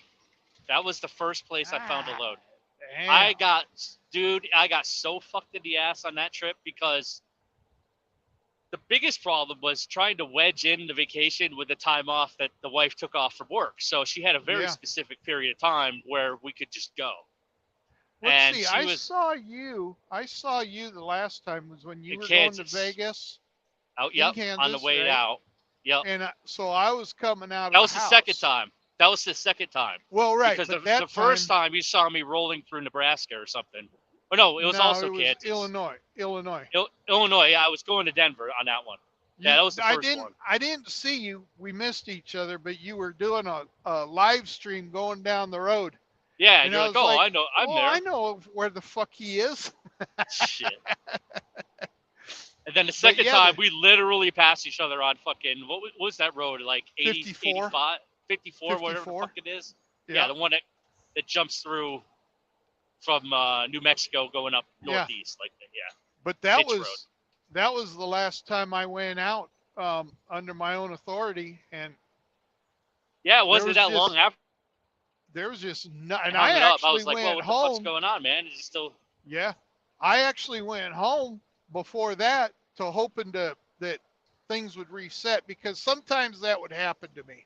I'd get out and I just couldn't fucking get nothing going. But so then I'd go home, reset, come back out and kill it. But that time, it was like, God damn, I still can't make any money, you know? And I mean, it was like, you sit for, you know, in what's supposed to be a hot, good paying market for 2 days before you can get a fucking load. You know? I sat in Omaha because I missed my window. Like, I didn't get out here until late Friday, and it was already past time for the loads to get booked. And I wasn't going to get there in time, right? So, and then everybody was off for the weekend because it's fucking 4th of July weekend. So I ended up having to sit Friday, Saturday, Sunday. And I'm driving today because I'm sick of sitting. I'm just going to head east, you know. Like, they're good paying loads, $3.50 a mile on some of these, but none of them are fucking loading. They're because nobody's working. It's 4th of July. I'm like, shit, I just made the biggest mistake ever, bro. You know? Just so they got paying loads, but no. See, my problem was I'd call and oh no, the load's been booked, and it's some motherfucker that don't speak English, or they want their email. They never return your email, and I figured out what these motherfuckers are doing is they're using don't even email. Yeah. Yeah. No. They're don't using even if it says email, don't even fucking respond to it, because it's definitely a double broker or something, you know. 100%. Or they're just using Dapboard as a dispatch service, you know, for whoever's running dedicated to them. Interesting. You know, I figured that shit out. That's an interesting point. I never thought about that. Yeah. Because then they don't have to pay a broker; they just do it themselves. Yeah, it's all them fucking Middle Eastern fucking cocksuckers. And RD, I thought we could get 10 minutes before you started getting racist on me. If you're gonna talk shit about anyone, at least talk shit about people from Serbia and fucking Romania, because it's the Those are the ones I'm talking about. Those aren't Muslims, bro. There ain't no fucking Muslims in Serbia. I never said. I don't know. I never said. It's Bosnia. Muslim. Oh, what'd you say? What did you say? Middle Eastern motherfuckers. What? Dude, Bosnia is not even the Middle East. It's the fucking Balkans, ain't it? I don't even know. So. But it's not even in them fucking... Yeah, Eastern European, please. Well, them guys, too. They're all doing the same shit. They post white Volvo Mafia with a good rate, but you can't never get a goddamn load out of them. Well, and then you got these Pakistani dispatch services, you know, and they're all calling you 30 times a day. Bro, how many have you gotten today? Because I've gotten 4. I've gotten 4 calls from dispatch services. I have them all in a category now. I just block them all. But they keep calling, and I'm like, no, I'm good. And they just keep calling. Like, I don't answer. You realize you're busy. Oh, you can't. It's fucking annoying. Unless you just want to mess with them for see how long you can keep them on the phone. Yeah, I kept one dude on the line for 2 freaking hours. Jesus. Yeah, and them Indian dudes to sell you the whole time. Them Indian dudes love to talk, and they will not hang up. Well, they know they got a fucking fish on the line. That's why. Well, he thought so. He thought so. He got punked out. That's great. I even told him. Like after an hour, I told him. I says, I'm just keeping you on the line because I ain't got nothing better to do. I'll never bored go out of my with your mind. dispatch service, you know. Yeah. But and then I and wouldn't then you listen. listen to As far as that Snorlord, shit's and Snorlord's saying that you know they're trying, which they were back when at the end when I had my authority, they were doing it, still doing that too. But he's like, they're trying to sell freight for $1 a mile, and it's like, yeah, pretty much, you know, and that's why I never know? went through a dispatch service. They're just gonna take whatever the fuck they see, and they don't really care how much it's paying. Like, I'm extraordinarily picky with the brokers I work with. You know, I'd rather deadhead than get fucked on a load. I just that's my mentality. I hate it when somebody gets the better of me, no matter what. Like, that's my number one triggering thing. Like, no matter what. I have a truck I have to pay for, you know. So yeah, I get it. But I took a load. And first off, you know, go to Wisconsin, you think, oh, I'll get a good paying load coming out of there. Not really. Because freight Not out of nah. It's all 43,000 cheese and cheese products and shit. Heavy you know, shit, which it's super I never fucking gave heavy. I never gave a shit about the heavy, you know. No. But, yeah, the, man. The trucks that we drive, it doesn't really matter. You know, we're gonna get the same. Nah, I got like 5.3 with 82,000. You know, like coming all the way out from Florida into Texas. So I can't complain. I mean, it's flat ground. I can't. I think that was very fair for what the truck is. Plus, I was running the APU as well. You know. Yeah, I run mine all the time. It's too fucking hot, so I run them both. Green APU. Oh, you run them both? Oh, mine keeps the truck, does good enough with the truck. Well, I'm super fucking anal with the cold shit. Like, it's got to be 60 degrees in the cab at all times. So like today, I turned it off. It wasn't that bad out, so I'm just running regular truck AC today, and it's okay. It's just fine. But when I was down in Texas, it was like 100 degrees, bro, and I'm like, nope, too hot. We're out of this. That's fucking. So you running 24/7. You can run your APU at running your truck. I specifically, when I had it installed, I told them that work. They had to. What they did, they jumped one wire. There's like one sensor that determines whether the truck's running or not. And I asked the guy, and I'm like, because I knew I was going to be using it while the truck's running. Like, the truck just does not have very good heat cooling system. Period. So. Especially in the fucking summer. When I got it installed at the Green APU people up in New York, there, the ones that fucked up coaches and the one that fucked up local guys, like, they did mine okay. I didn't have an issue with it. Then it just stopped working altogether, period. And then my mechanic fixed it. It was some ground wire that wasn't working right or something. I don't know. Came loose or something. Yeah, it wasn't having good. It would never start. Like, it would crank and try to burn the starter out, but it would never start. So. It was just a bad ground, and I couldn't fucking find with it. So, no, I wasn't that either. It was just there was something in the electronic, the wiring harness, that got rubbed out the wrong way or something. So whatever he did, he fixed it, and it's worked ever since then. But when I got it installed, I asked him, I'm like, listen, are these things made to operate while the truck's running? He's like, well, not the way it's installed. And I said, well, does it damage the unit in any way?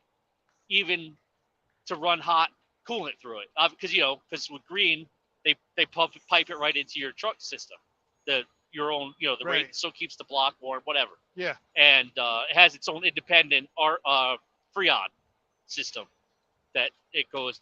You have one, right? Did you get a Green APU or no? Yeah, but mine don't run. Mine don't run when the truck's running. It'll shut off. Yeah, they had to actually like disable a sensor in order to allow it to run as much as you want. Like, mine won't shut off unless you shut it off manually. I don't know if that's common, but like, you could set a temperature, and once it hits that temperature, it just stays and it cycles from like the AC and back. You can hear it. It never shuts off. High and low, high and low. Right. Mine doesn't. So it doesn't have like a smart detection system where it starts and stops when it reaches whatever temperature it needs to reach. Yeah. That's my only complaint about it, because it runs all fucking night when it doesn't need to. Sometimes, you know. Well, I don't really worry about it doing that because it'll just sit there and hum along, and it don't bother me, you know. I mean, I guess it would be a little bit better on your like your engine hours for servicing it, but yeah, well, we do our own service now. I haven't gone back to those motherfuckers, but I've just bought I do it myself. The only thing it's on have Amazon. Trouble, you could buy it on Amazon, dude. The air filter, yeah, that was a bitch. The that problem one was on back order. Yeah, and you can't get them sent out because I last did mine out here on the road. That tends to be where I do it. And you can't get them sent to one of those little Amazon boxes. Oh, they won't do it for you. Yeah, but you can also buy it from O'Reilly's, but they don't keep them in stock, so you got to special order it. So like right now, I got one sitting in stock at home because I wound up getting one off Amazon, sent to the house before they could get it, and I just never went in and picked it up. Interesting. So, well, we hadn't serviced it in a while. I mean, the hours were still the APU right now only has 1,700 hours on it, and I bought that like 3 fucking years ago. God damn. It's got like no use on it whatsoever because mine already has over 3,000 hours. And you've never run into any issues yet, right? Like no, nothing. No, it works beautiful. I love it. It's a Kubota engine. What could really fuck up? It's so simple. So yeah, it's a good little engine, and I got a Kubota dealer right in town. So the little plug, the little plug in the bottom with the little.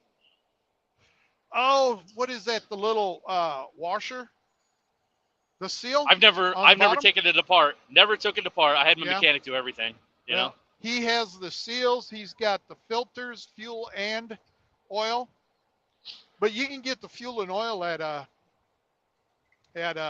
O'Reilly's too. They were all super cheap, you know, like so. I just put a new belt on it when I did service too, because I'm like, well, everything that could possibly wear, let's just replace it, and I don't have to deal with this shit in summer heat, not having the fucking APU. So. Well, that's what happened to me. Is the first time I changed it, I reused the washer on the drain plug, and so then it leaked a little bit, and so that's why I went down there. I went down there and showed it to the guy and says, "Would you happen to have any of these?"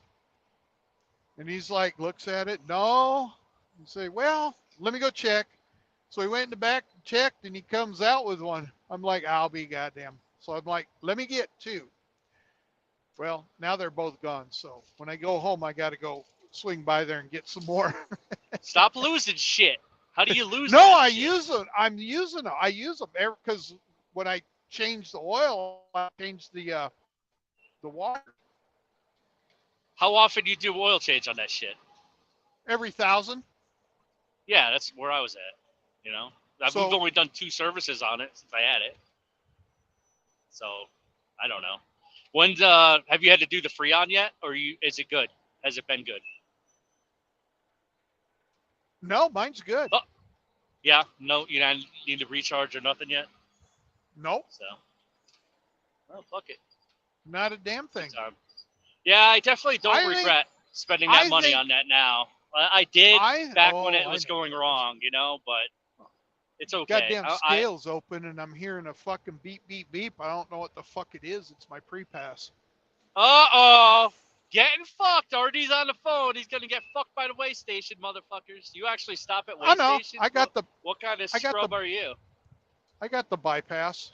It must be nice. I think somebody was talking to me about getting a pre-pass finally, or drive-wise or whatever. I'm like, I'd rather just drive by, dude, and risk a chase car, because if you fucking listen, if you skip the scale and you have a pre-pass, they know you skipped the scale. Like, it's recorded event. They have your DOT number and everything. Yeah. Like, they'd have to actually somehow get a picture of the side of your truck while you're on the road as you're bypassing. Like maybe they have that too. I don't know, and I'm just talking shit, but it seems like I think you're a talking much safer shit. bet.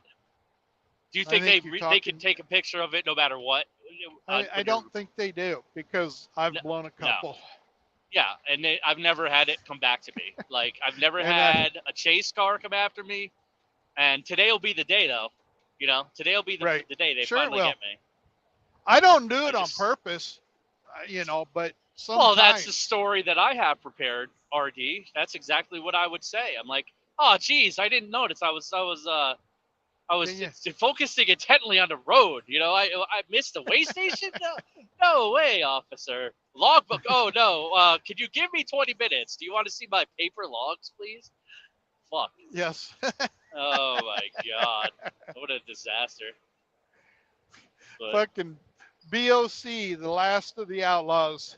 that's pretty much it, man. I just don't care. Like the day they finally pull me in and just impound shit, I'm like, oh, I guess it's over. Time to start a new fucking MC, and then let's start over again, because we're done with this one. Yeah. But yeah, it'd be fucking funny. Oh boy. Now that's gonna go all around. Well, that's not the first time I've said that. Fucking obviously, All your I made. friends can be. Dude, I See don't have that any. piece of shit in here. There ain't no more friends on YouTube. You know this shit. Everybody's out to fuck everybody else. Like, this is No, what I've that's learned why I from don't- the. I don't really do any YouTube no more. No, you don't. You're the neutral guy, right? Like, and I've come to I am. discover it's like I get no problem being the fucking guy in the middle that everybody can talk to. I don't mind that, but don't expect me to take I mean- sides on shit. Like this coach and Stewie stuff. Like people were kind of That's expecting me just- to fucking voice my opinion. I'm like, what? Why? Who cares what I have to say about that? Like I'm a fucking nobody, dude. Like, and I'm not gonna sit Yeah. there and trash some dude about charges that had already been resolved. You know, after seeing this already happen once, the fucking local guy was kind of like the same exact playbook. So I don't know, man. Like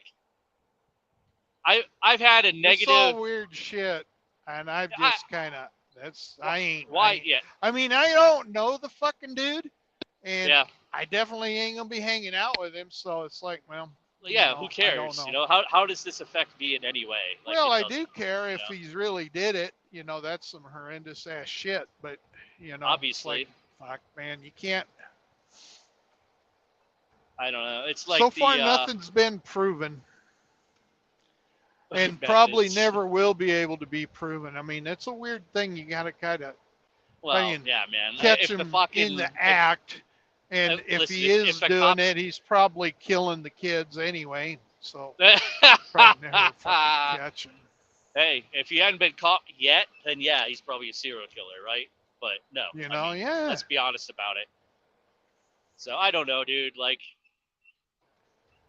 I get people have that kind of G in them where they got to be like, oh, I gotta fucking do what's right. You know, this is my opinion, and that's kind of what I discovered was wrong with my outlook on the fucking world after, you know, some fucking intense introspection, bro. I'm like, I'm just too prideful of a person, you know, like I'll see something and I'll have to judge it no matter what. It could be the Yeah. dumbest, most innocuous thing. I'm like, oh, this motherfucker's putting his tire on wrong. He doesn't even know how to do it, or, you know, something real stupid like that. And it took me a long time to kind of step away from that shit. You know, that's kind of what got me into trouble with Just Trucking, because I'm like, wow, I'm just gonna fucking take Yeah. a crack at everything this guy makes a video about and see if I could get his attention. And I did that. You know, and- I met him at Matt's, right? oh yeah, really? Yeah. That's interesting. I mean, I heard some fucking dirt on him. I just don't. I'm not dealing with it anymore, man. It's like these Nah. people are trying to fucking put a battery in my back to start up on Just Trucking again. I'm like, I don't care. Like, Well, no one congratulations, cares. he makes money. No one like, cares. They think he's the greatest guy, and it's like, nah. eh, Oh, whatever. you know. You should- Whatever. I know fucked better, with him hard too because he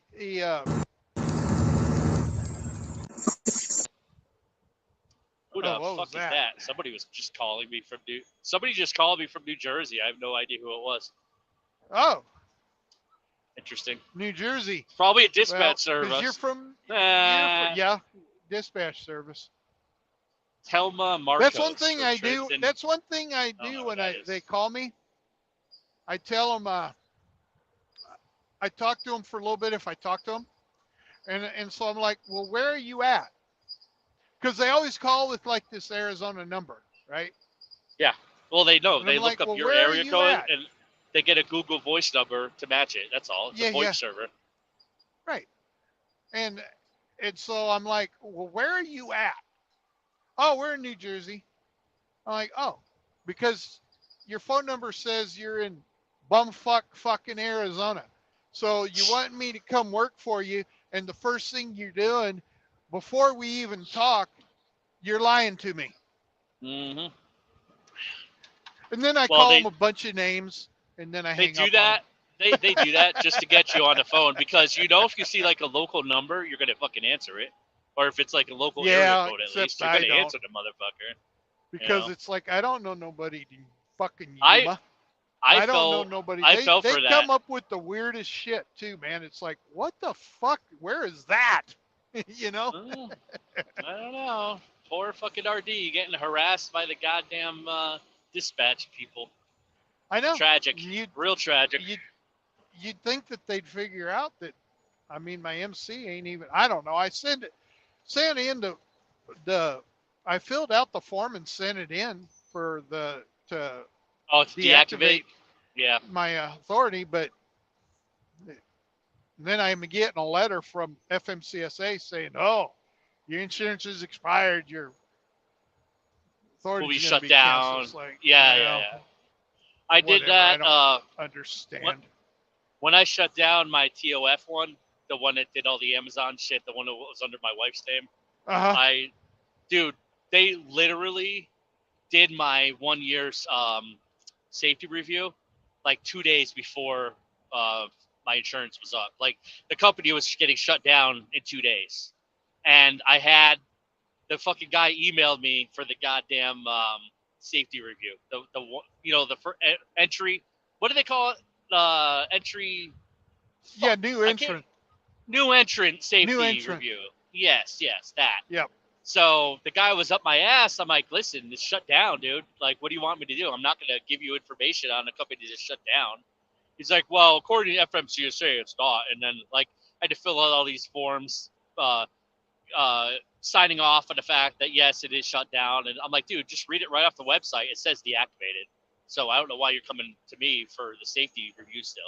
It's like, well, Yeah. I need the paperwork to be completed on my end just in case anything ever would come up. That Say, this well, guy's I trying to don't skip really out give on a shit, and hang Yeah. up on his ass. So that sounds like a you problem, not a me problem. No, not You know a what I me mean? problem, right? Yeah. Yeah, And that's another thing. All these fucking calls. I had because it's your local DOT that does that, right? Yeah, it was state police. Yeah, Connecticut State Police DOT. Well, yours is state police. Ours is AZDOT doing it. Yeah, whoever And- each state has its own entity in charge of. I was hanging up on this chick. Oh, like, I thought it was a prank call. Sorry, lady. Yeah. That's what I told her. I told her that. And she's like, well, we need to do this because otherwise you're going to be, your authority's going to be deactivated. I'm like, Yeah. well, shit. I said, I don't even have none of this shit. And I'm going to be honest with you right now. You caught me. I've got COVID. It was when I had COVID. For real, I had COVID. And so she gave me an extension. And I'm like, okay, thank you. So I was able to get over usually COVID, get like all 30 this shit days. together, called her, Yeah. and got everything taken care of. You know. So Well, the list of this stuff, It's like, if I remember shit. right, it was like they wanted 30 days of logs, 30 days of bills of lading for that truck. That they only wanted one driver's record for me.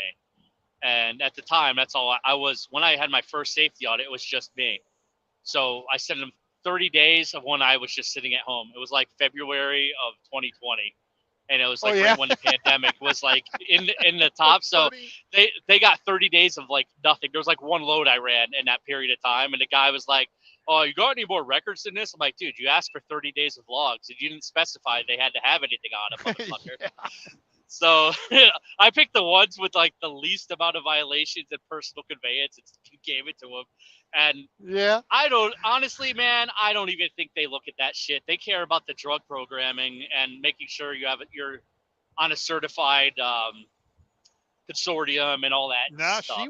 she went and looked all through my shit. She says she went up your ass, huh? Good. Yeah.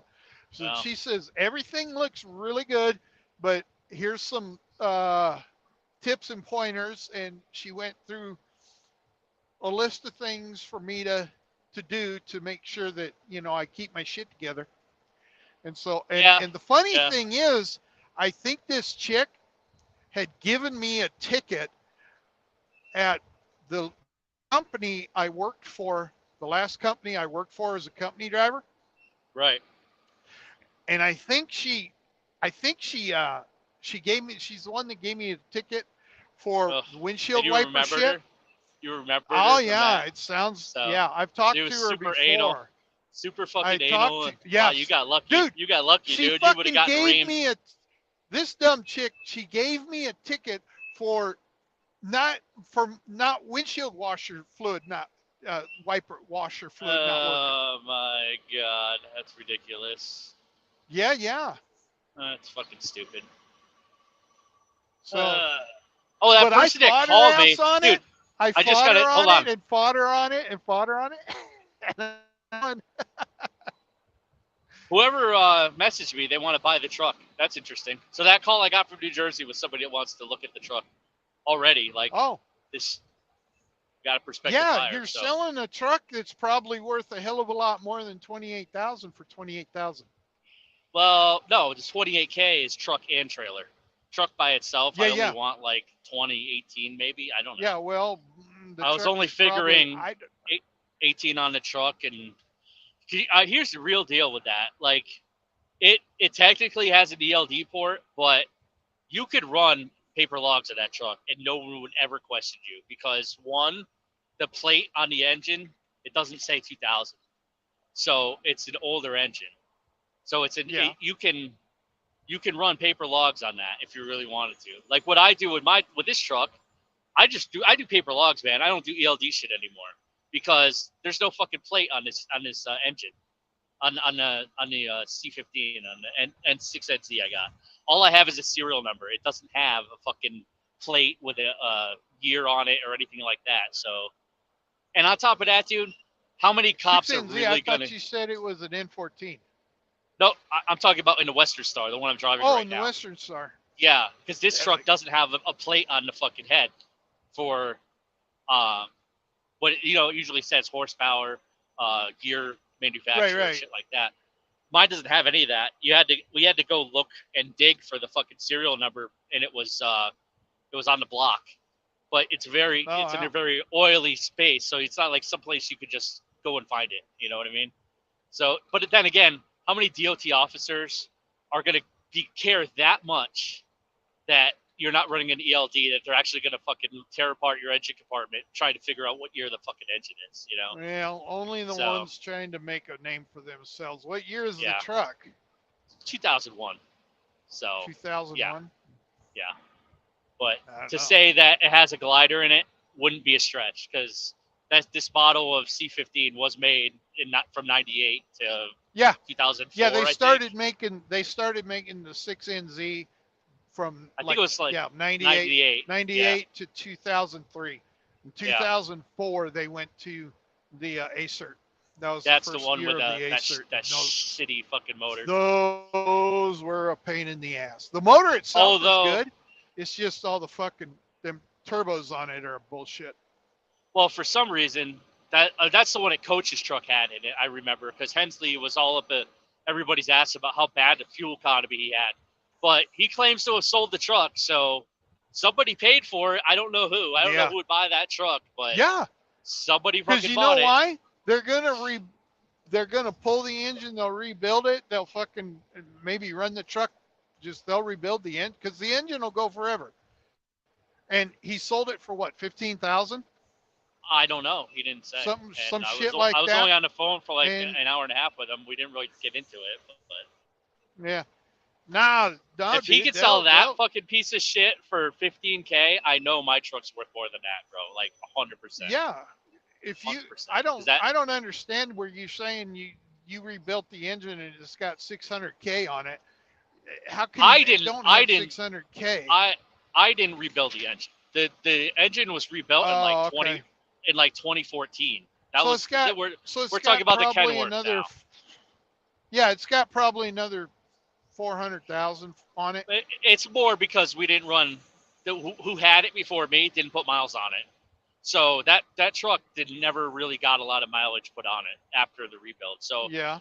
when I bought it, it had 400K on the rebuild. So we probably put about 200,000 on it since 2019. Yeah. Like we didn't put a lot of miles on that truck. So If You're it ain't still got looking at- no blow by and it ain't using oil and Nah, it's yeah, it's still good. running tip top, you got another 400,000 on that. And Yeah, I'll tell you what, That motor These is guys fucking will sweet pay. in that truck. these guys will pay money for them old motors. That Oh, here just we so go. This long dude- as they don't have smog shit on them. had a Michigan DOT crew crawl under a truck looking for numbers under engine. Yeah. I don't know, man. I think that's just bad luck, bro. Honestly. I purposely don't go out Right. during the blitz week I don't know. or like a week or after. I haven't run into a situation where I've been asked read that badly on an inspection. I had one level 1 when I first started, and he got me for a leaky power steering, and one slack adjuster was out of adjustment, and that was it. You know, but like that shit got fixed in 2 seconds. So they were basically just I fixing guarantee violations. you, though, if they chase you down for blowing Oh, the scale, Hold they're on, gonna listen fucking to find out this. what number it is. Oh, I know, but maybe if they're that butthurt about it. This dude said Oh, that his plate, his door plate, fell off into the door frame accidentally. Oh, they couldn't find it. Oh no. So Yeah. he knew what he was doing. Damn, This dude's man. commenting, says that shit. He knows. I should have my door plate. Like, you could have those things custom printed apparently online and just fucking put new ones over. So you could Oh, have it yeah, say you can- wherever the fuck you wanted if you really wanted to go You that can far. pretty- But yeah, you can pretty much do anything you want nowadays. I'm just not gonna fuck with it. I'll take the chances, and you know, if it's my time to Reset. get fucked in the ass, it's my time. That's all. Risk that $10,000 fine. 10,000 Have them for tow the what? truck. I For don't what? know, What's the that's what I heard. $10,000 fine? There you Running go. the $10,000. Running scales like $100 ticket, dude. Where are you at? Is it really? Yeah, it's like nothing. It's Oh, practically nothing, and that's if they even issue you with that ticket. Like, so even once you got pulled over, they run you back to the scale. You go through. They fuck you in the ass on a level 1. You know, whatever. This truck would pass a level 1, so I'm not concerned about that. Let's But- see. I ran a scale in California. I ran a scale in, I think, Virginia. And I ran a scale in, I want to say, Kentucky. I don't fuck with Tennessee. And I that's don't where like. I don't like I going got- there. I got the red light on my pre-pass. And And you just kept going. or else did well in Virginia don't have pre-pass. No, but the They Kentucky one. use that live wire thing. Yeah, I was in the wrong lane. So it didn't read it because I was in the wrong lane next to a Oh, truck, Nice. passing Swift truck. And it was like it never picked up on the pre-pass. And so I seen the exit, I was like, fuck. So I just stayed behind that Swift truck. That's that used to be my plan back in the day. Because I never Uh-huh. liked to do that shit. I would try if I found an Oh oversized yeah, load. yeah, and Remember, I would New always talk Mexico. about I this blew New stuff. Mexico too. So if I'm like running with a guy that's doing oversized or something, somebody I know that they're going to pull in and look at paperwork for, I'll follow that person. And not going to the way station behind them. You know what I mean? Like, I'll let them take the heat, because that's a truck they're definitely going to fucking look at 100% no matter what. Like, they're going to want to see the permits. Yeah. Every time. So they'll have their hands full unless they got fucking 5 or 6 DOT guys there, which they never do. Like, states just don't have that kind of fucking payroll for that anymore. They'll do the special for the DOT Blitz Week and all that bullshit, you know. But on a day-to-day basis, you're not going to see 4 or 5 staties or DOT officers ready to write you a ticket. They might be a scale operator there that's going to have you pull around back because you're in violation. Then you got to wait for the fucking trooper to show up and give you the ticket. You're like basically asking them to fucking punish you, you know, like, oh, Right. please let me Illinois, wait here. So that's you can like fuck me in the Illinois. ass. You never see cop cars in the Illinois scales. It's always just some dude in his personal vehicle sitting there. Yep. But that's all they're doing. They're just hoping they're only going to get the guys that are run through. And if they're overweight, then they'll call a trooper in to do an inspection and write the tickets. I blew the New Mexico port of entry on 40 once though too. I got the red. Fuck that place, dude. Fuck the red free pass on it and fucking blew it and I was like, oh shit. And I just brain farted. I was cranking music and didn't even think about it. And the 2 times I've seen that place, the lines were massive, past the dude. scale and then turned off all the chicken lights. Scared shitless. Like, oh, they're coming to get me. I was, man. I was worried. I fucked up. When we went out to Vegas, we went out that way. My fucking permit had lapsed, and I didn't even realize it. It had been a year. So I never got the New Mexico permit. Because nobody, at that point last year, when it was time for renewal, nobody was going to fucking New Mexico. So I forgot all about it. I thought it was in play already for this truck and this plate. So I actually stopped at the port of entry. There's no reason I should have, because it was on a state road. I wasn't on a highway. I was coming through. We came through some other way. I forget. We were coming down the road from Kansas, that 54 shit. Oh yeah, okay. You know, that way. Like, we came from the northeast of New Mexico, and there was nobody there. There was one car there. I'm like, there's no cops. And should I pull over? I'm like, and then I was with my wife, so I kind of just wanted to do the right thing. So we pull in, and I didn't have to. I could just drove right past it. Nobody would have said shit. They were going to do fucking nothing. Signs whether it's open or closed, and it depends. Yeah. Because I think that one, it might be open. No, I don't know. I don't remember. Well, because it might be open one way or it might be open the other way. It was so it's only one way on that particular road that I was on. I might not have been on the road we're talking about, but I'd only been through New Mexico like twice, you know. But yeah, they it's fucking only hit one me. Way. Well, you can cross. They made me cross. No, it's both ways, dude. It is, yeah, you're right. It is both ways because it's a 2-lane road, and then it comes off on the right, and then you have to pull off. In that little shit. It's a little tiny shack. Yeah, there's nothing there. There's fucking nobody there. Like I had better experience in Wyoming with those port entries because they don't fuck with anybody. Like, Wyoming doesn't seem to care about nothing. So every time I've gone through Wyoming, I always stop at that port of entry just because, you know, because I want an inspection all from them. All they want to do is they ain't care. going to give you no inspection. All they want to do is see your IRP. Yeah. They don't even have bays. They don't even have bays to inspect trucks. No, there was nothing there. It was barely. It was like a strip mall almost. Yeah. The one that I went through. I don't even understand what the fuck is going on. I mean, well, why stop you? They look at your plate, your IRP, why the and fuck your are they still license. doing that shit? You know? I don't fucking know because I don't know. Everybody else that I see just drives past the motherfucker. I'm like, well, why take the risk on this one? Well, you know, because we have pre-pass. Yeah. We have pre-pass. So, but this lady. And so if your pre-pass is up to date, the computer system knows your pre-pass is up to date, and so it won't. Yeah, it seems like a double-edged sword though, because it's probably based on your company's CSA as well. Dude, whether I had or not a good they're CSA. Gonna pull you in. Yeah. I had so a tip-top. Is it just random or what? CSA. Mine's still fucked. You know, mine's still fucked from everybody that ran here. But I did never get pulled in. Interesting. know? So let me get back to the Because New Mexico my CSA lady. score was really good. All my shit. I had a good authority. You want me to sell? I'll sell it to you. I don't need it. I could just go get a new one for probably cheaper. And no, but this is a 3-year-old fucking authority, though. Who cares? They don't. That doesn't matter. Who gives a shit? It doesn't fucking matter. You work with all the brokers? No, I don't work with all the brokers. I only work with the ones that don't rip me off, man. So like, I really don't even care. Like half the ones on D18 now are all double broker shit. But all right, hold on. Before we pass by this too fast, let me get back to the New Mexico shit. So I go in. I have the permit. I have the last year's permit. I thought it was the new one. I thought I had printed out the new permit, and I didn't. So she looks at it like, oh, this is out of date. We're gonna have to get you a new permit.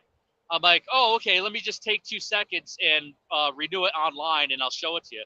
She's like, nope. Once you're here, we have to make you pay the temporary permit. Sorry, you can't do that. I'm like, the fuck you mean? I could just walk back out to my truck right now, and nothing would happen, and I could leave, And then she's like, well, we'd send somebody after you to get you. I'm like, well, so you're gonna charge me $60. It was like fucking $54 plus fees for the one-time permit to go across 40 from east to west, or wherever the fuck I was. And I told them I was going on the 40 on the westbound side, and I was driving straight through.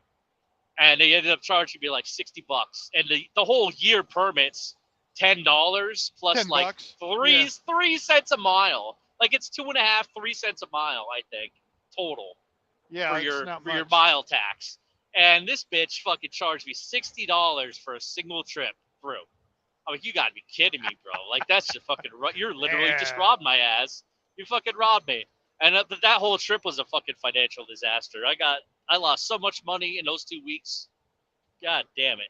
Not even the gambling, just fucking driving from coast to coast with not even taking a fucking load. That was the worst. But we actually, that's not true. We took one load on the way home from Carthage, Missouri or something, somewhere, some backwoods, some backwoods Carthage, Missouri place. And it was a craft in the middle of fucking nowhere. Yeah. And that paid for the fuel for both ways. That paid the fuel bill. There you go. Did you go underground to get it? No, those were, this one was in the north, almost to the border. What's north of Missouri? Iowa? Iowa. It was almost, it was almost to the Iowa border. It was up there. Dude, I'm serious though. There was no, I mean, I was calling, I was looking in Omaha, I was looking in Kansas City, and it's just like nothing was paying, and there weren't that many loads. I went from looking, started pulling reefer, and it's like 300 loads out of Kansas City, right? Yeah, it's like nothing now. Because I don't know, the brokers, they didn't switch over to the DAT1. DAT1 sucks. Fucking DAT screwed everybody. I basically screwed me out of my authority, man. Yeah, you know what else?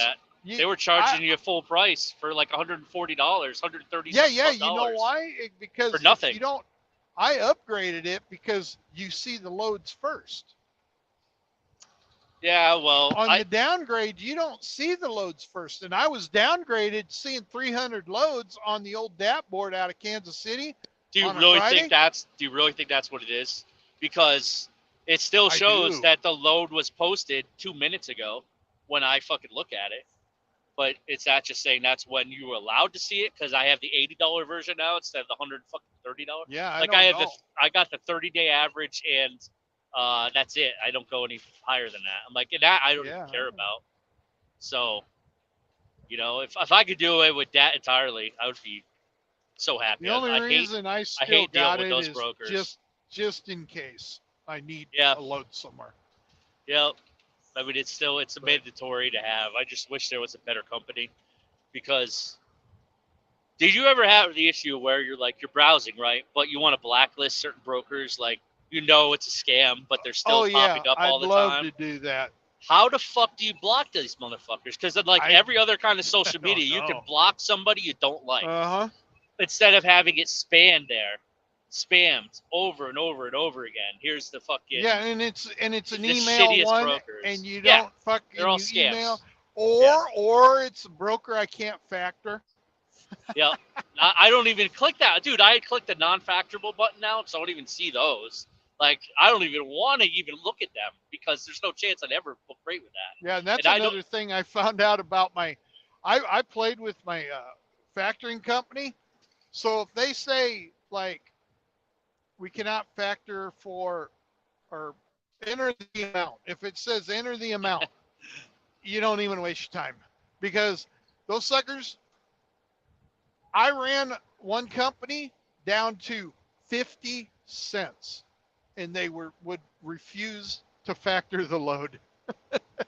Their radar credit was that bad, huh?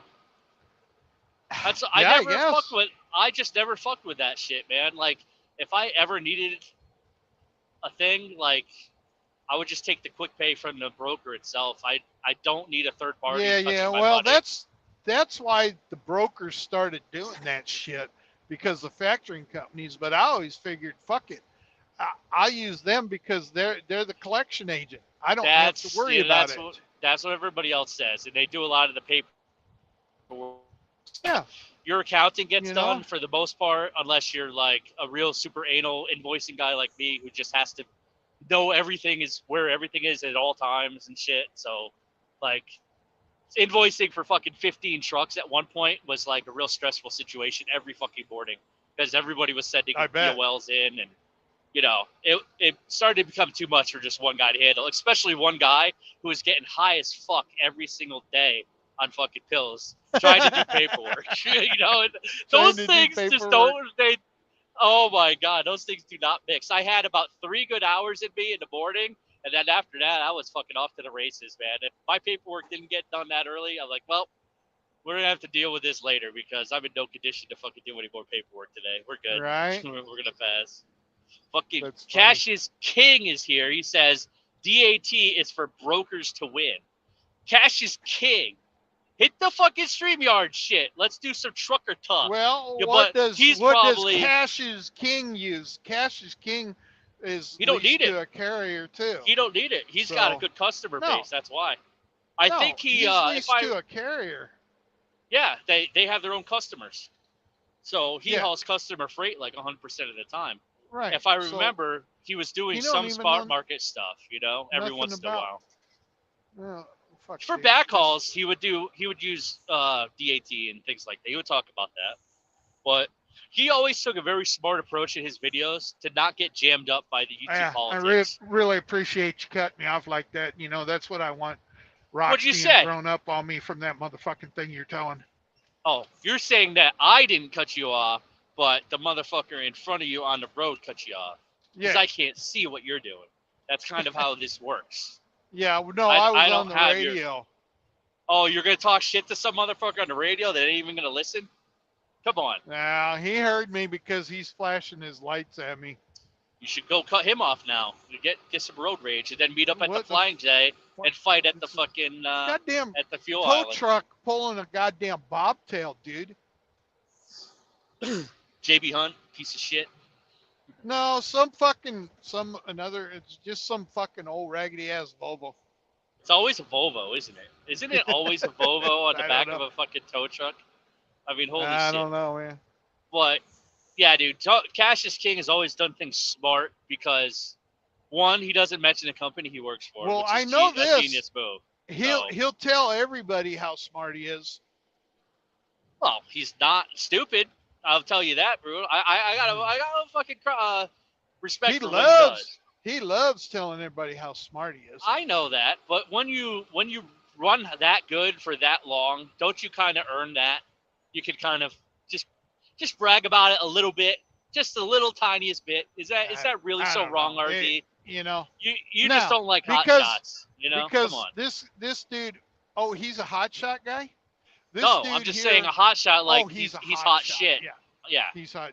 Yeah. Nah, because the cocksucker sits there and says, "Yeah, I'm." You don't even know the guy. You're calling him a cocksucker. No, because he says, "I'm all about the money." Well, it's like, dude, if you were all about money, you wouldn't even be in trucking. So shut up. Oh, that's not true. There's money to be made here. Come on, RD. Nah, no, there ain't. Well, how much money was there to be Not made a unless year you're and a half fucking ago? That still ain't good money. If you're about the money, dude, if you're Did you? All right, about hold the on. money, All right, time you're out. gonna Time do out. something not Time out. in trucking. Did you run all 2021, or did you take breaks? Did you run that whole No. year, or no? No, What did you do? my truck was down a lot in 2021 because I had the engine problem and I was trying to get that fixed before was your warranty ran out. Okay, that's fine. What was your best quarter? I want to say, you don't have to be specific, but what was your best quarter for gross? Just saying, I want to see what you gross like the best. And I'm not a high grossing driver. I don't even you don't know. It was pretty good though. Yeah. Yeah, I don't. Yeah, I was close to 300,000 gross, and I think it was 265 for the year. For the year, yeah.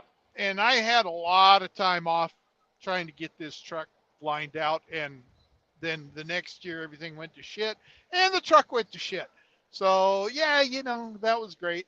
But shit happens. You're gonna be doing something in not in trucking. If you're gonna have a degree, you're gonna be a lawyer, run your own law firm or some shit like that. You know what you need to do, all RD? about the money. RD, if you're all about the money, you need good marketing skills, and that's it. The rest is all if you're all about the money, you're gonna be a welder. If you ain't got an education, you're gonna go to welding school, and you're gonna start a welding company. Okay, and you're but on top of that, bank. You also got to live in South Dakota or Texas to do that, to make the money. You have to be on the oil field to do that. So that's not exactly a luxurious. Maybe you do that for 4 or 5 years, and you make a bag of money, and then you fucking go somewhere else. There's if you're all about the money, you're gonna go to school and be a doctor. There you go. You're about to get told right now, RD. Let me read the comment. Hold on. Let me read you the comment. Because you're only going to make so much money being a truck driver. And it's good money. All right. Cash good money for who? And this is what I know, though. I know this already about him. But maybe you didn't know this. But he has businesses outside of trucking. And he says that. I have businesses outside of trucking, passive income. And he makes more money outside of trucking than he does in the trucking. He runs his truck to basically just pay his fucking bills and shit and put money away. Like his other stuff is all passive income. So if he's making more money outside of trucking, why isn't he focus on that and quit trucking where he ain't making as much money? It's called diversification, man. You don't fucking throw all your eggs into one basket. Yeah. You diversify more with more passive income and make more money. Focus your attention on that. Well, there's only so many passive. Start buying apartments and start buying restaurant franchises and shit. Well, dude, I'll tell you. I'll tell you right now, the rental market is about to fucking drop. The whole housing thing is about to blow up in our faces. There's like Airbnb is basically going bankrupt now because no one's renting shit out. Like being a landlord in this economy is not a good thing. Like my mother has a 2-family house that's been her income since she's semi-retired, and her having to keep tenants in there that won't fuck the place up is like a nightmare. And I said, listen, if you're thinking of job.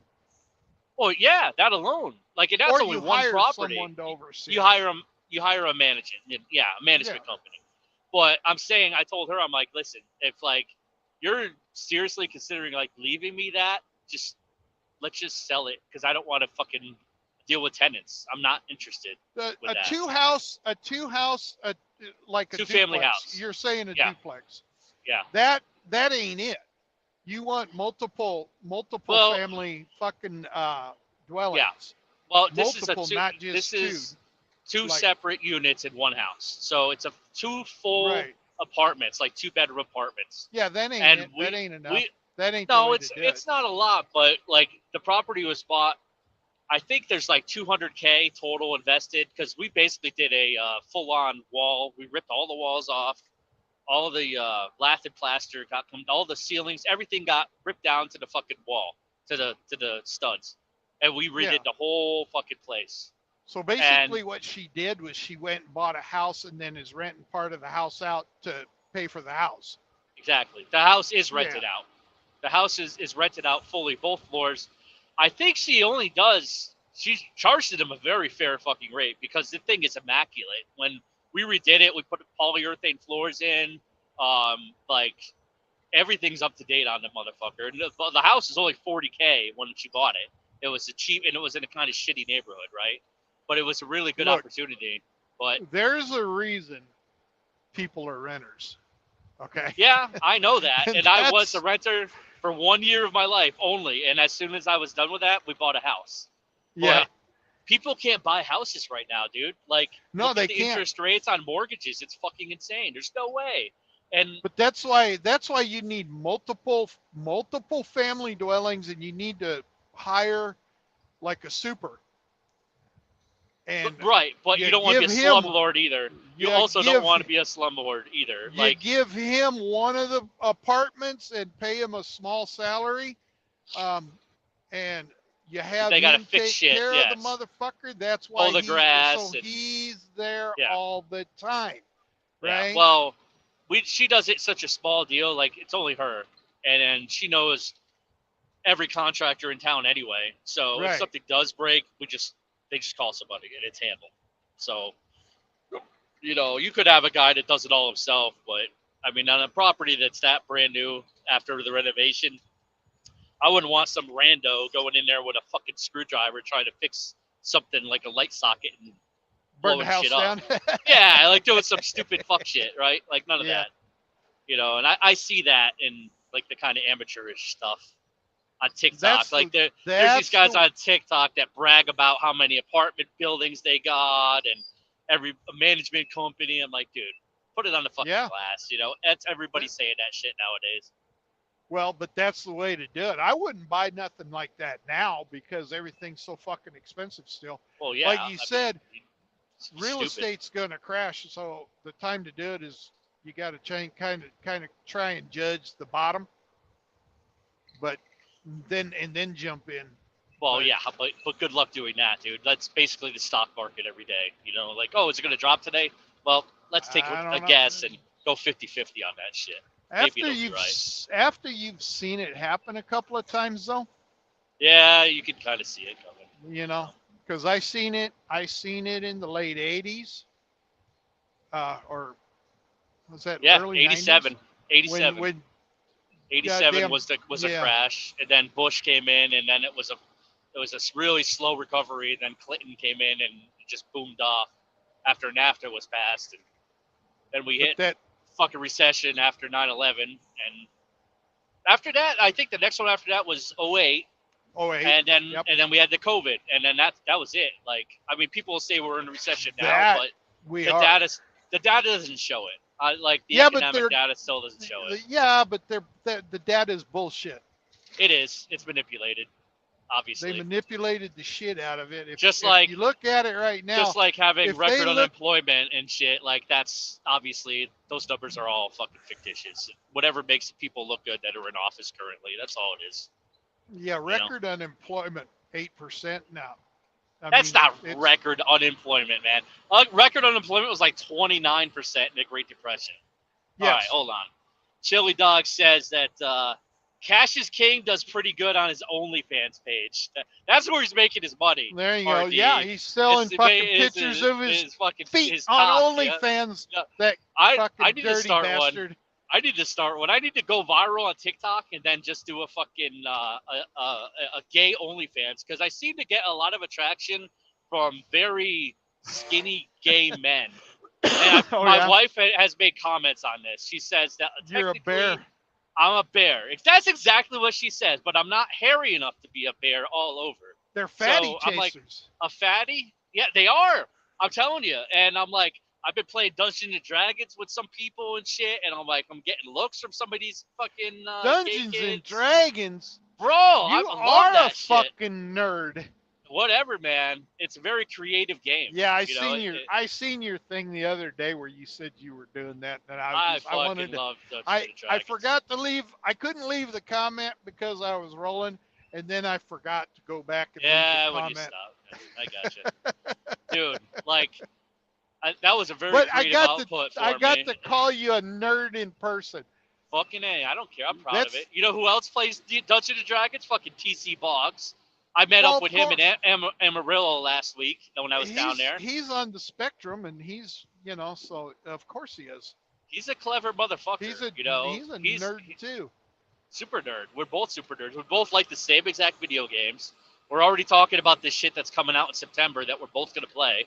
So I got a fucking game to play games with. Slow down a minute. Boggs. Slow down a minute. Let's back this fucking truck up a second. So now you and TC Boggs are BFFs, huh? No. Let's not. Yeah. And fucking met up with a TC handful of Boggs people. talked so much shit about you. No, dude, you don't understand. That was a two-way street. That was like equal fucking shelling.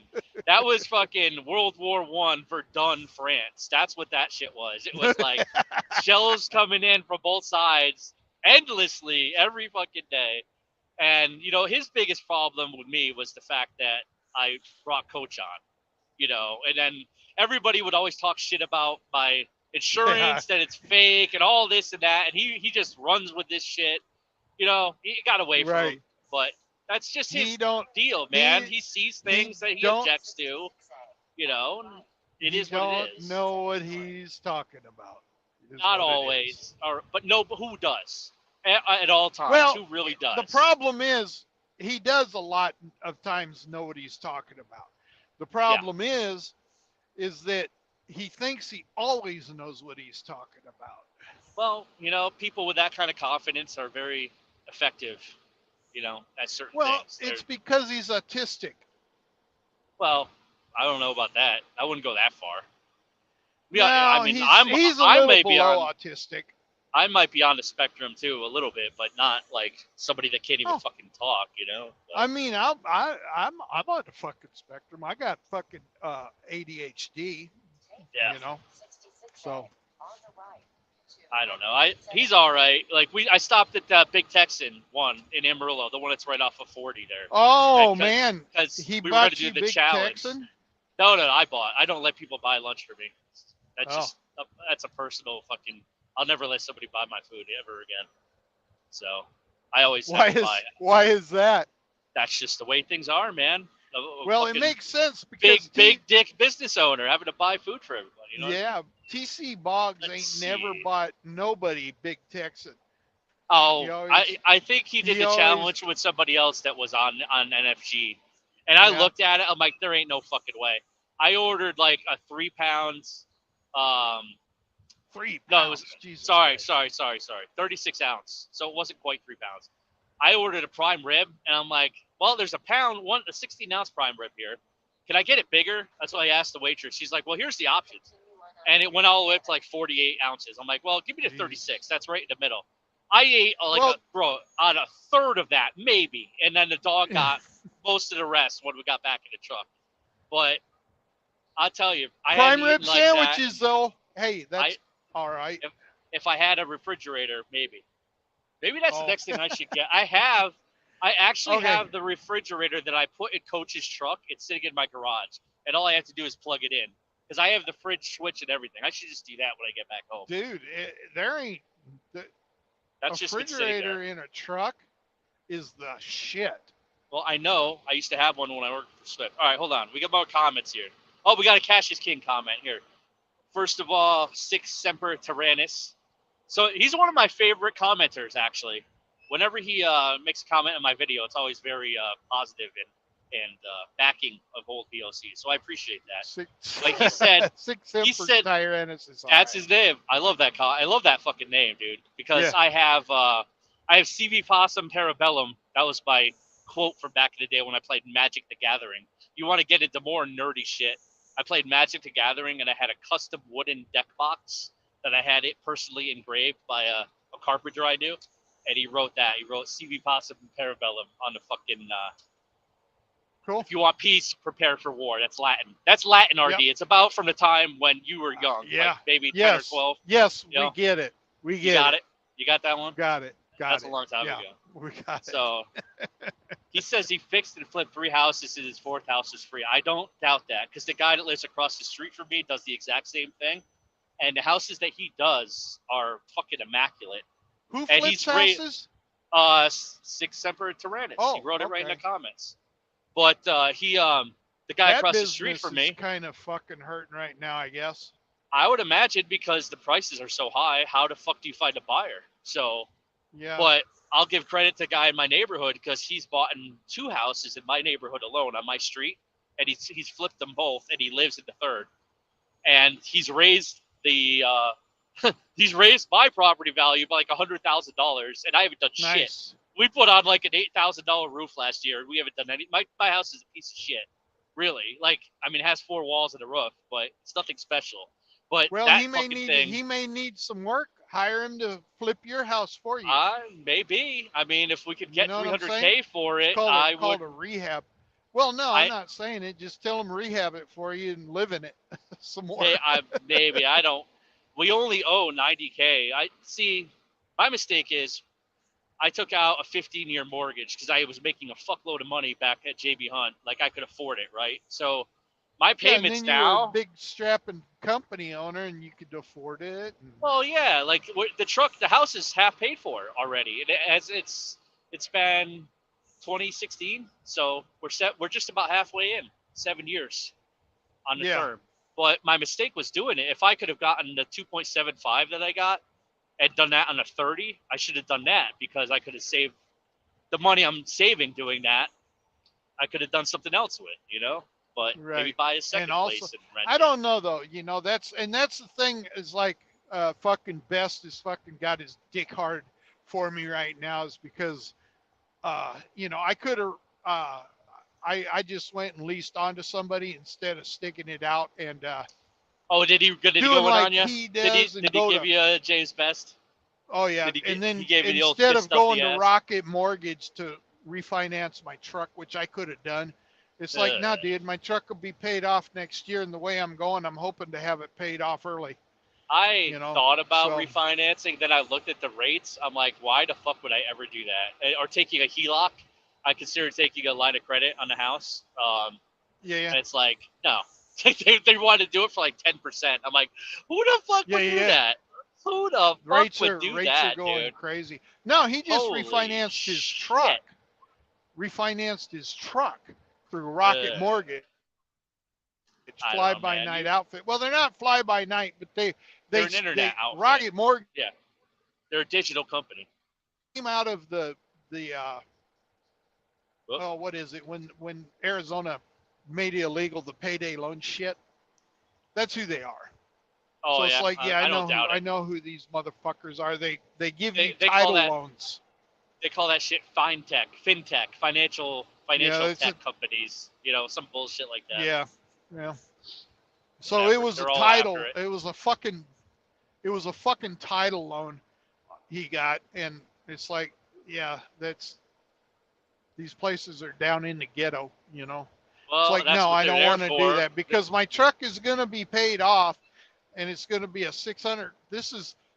People are going out and buying 650,000 mile trucks, and paying by on the time them it's for paid 4 off. years.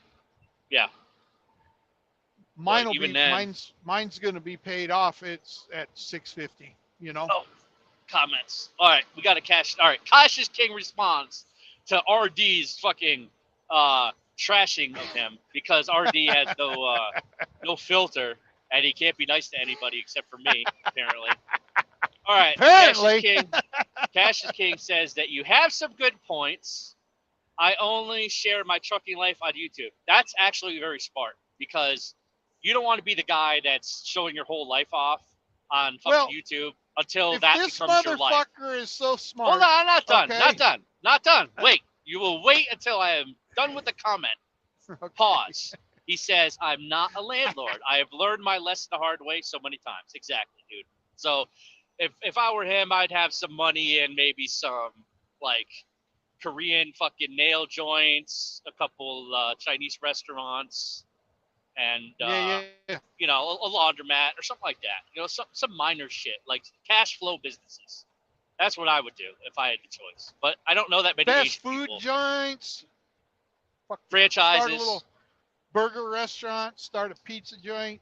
Well, some of the fucking franchises do it themselves, but dude, you don't even have to do it yourself. Just get a good location in a nice town. and have a good product and fucking. So it's a license to print money, basically. You know, It you're is. not going to make It a is. ton. I but mean, you're you gonna make can some launder money. a shitload of money. Oh, here we go with the money laundering. We got fucking James Best on the phone telling us how to launder money. Wonderful. Good job. Let's discuss that shit. You. So then all your illegal you're out of your mind. all your illegal activities you can launder through the fucking business, cash business. Christ, you're out of your fucking mind. You must have just watched The Accountant with Ben Affleck. Fucking Kevin Costner over here getting his advice from movies about how to fucking launder money. Dude, that was a good movie. The Accountant, you like that one? They're making a sequel to it. Yeah, I watched it. Are they? I watched it a couple weeks ago. That's a great fucking movie. That's one of my favorite movies. It was really good. Yeah, you want to talk about a guy in a spectrum? There's that guy right there. But look at all the shit he can accomplish. He fucking kills people. He doesn't even care. Yeah. Dude is wild, man. But yeah, that's one thing, man. You could be the YouTuber that's only going to talk about specific things, which I think is actually beneficial because once you flip that switch and your YouTube channel starts to become your daily life vlog, like anyone gives a fuck about what you do every day, that's when I kind of like start to lose respect for that person just a little bit. You know, it's like, you want to talk about trucking, that's cool, whatever. You want to talk about your other business idea, fine. But it's like the whole daily vlog thing, it's not weird to mention, to me. Not to mention, this motherfucker takes these passive-aggressive shots at me. Who does? Well, if you're fucking old and about to retire, and you've got this truck, and it's a shitty fuel mileage truck, hold on, Larry. Let me get this straight. I want to get the fact on this. So, are you saying you're claiming that you're the person that he's always talking shit about with the flat nose truck?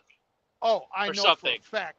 Come on! You are so full of yourself, man. There ain't no way he's talking to you. Who else shit talks him and has one of these? When have you ever shit talked Cassius King? Have never seen that in my life, except for when you were just in here talking shit about him. So has this been a thing where you're like, you go into his chats and just fucking harass him, or what? What do you do? Yes. Oh my god. Not his chats, but when I see his fucking I'll comment in his comment section. Oh, you have to comment. You have to be a commenter. I am a commenter. I think you got someone special attention then. Congratulations, because that's not an easy thing to do. Special attention. Fucking RD. Starting shit with Cassius King. There's a feud for 2023. Better watch out. He'll call the fucking Yakuza on your ass. He'll fucking just organize a hit and no one will ever see it coming. It was a pretty goddamn good burn though, but it still is bullshit burn. Because I remember he was saying that shit, and I'm like, well, I know he's not talking about me because I don't give a fuck at all, you know. Because the video before he did about how he's so goddamn. I'm all about the money, and I fucking fuel efficiency. If you're all about the money, basically saying what I just said. You know? Jeez. And so that's his next video was talking about if you're driving a square nose Peterbilt, that fucking that was his next fucking video. Now he didn't say square nose Peterbilt. He said hood truck. He said hood truck. He didn't say hood nose up. Definitely talking to me. Well, that's fucking funny then, because you deserved it. Because he hit up the old man thing, about to retire thing. You might as well hold on to it. All the fucking things, you know. Oh, he gotcha. That's fucking great. And it ain't paid off, Cassius King, but it's gonna be here next year. Fucking RD, starting mad shit with people behind the scenes. That's why we're not running our own authority, because we don't want to do a fucking James Best and refinance it 30 different times and stretch it out, until it's got 1.5 million miles. Fuck that, because who's gonna buy it then? You might as well just fucking throw it in a Western Star. That was fucking local guy's truck over there. Holy shit! It looked just like fucking local guy's truck. It was pulling a flat. I wonder if he sold it. I swear to Christ, it was the same color. Because he disappeared with the truck and everything. He fucked off the mechanic. He fucked me off. Dude randomly called me like 3 weeks ago and tried to like make friends again. I'm like, don't fucking call me, dude. Unless you got my fucking 18 grand, I don't want to hear from you. But yeah, he took that truck somewhere. I don't know where the fuck it is. It just vanished. I should have thrown like an AirPod tag on it just to know when he took it out the yard. You should have. A lot of people fucked you over, didn't they? Just two, but you know, one was worse than the other. Two guys, yeah, two guys. But whatever, man. In the grand scheme of things, it's fucking $38,000 total. Like, who cares? Well, I will tell you, the one thing that has come back to bite me. Do you remember there were one of my guys got into a really bad rear-ending accident? They hit a fucking air gas truck. It was Shane's business partner, actually, the guy that was running the other Mac. Yeah, and they just bought that. They just bought the trailer and fucking told it there, right? Yeah, I bought Coach's trailer for him, and Coach's trailer. Yeah, the trailer didn't get totaled out. It did end up getting fixed for like $8,000.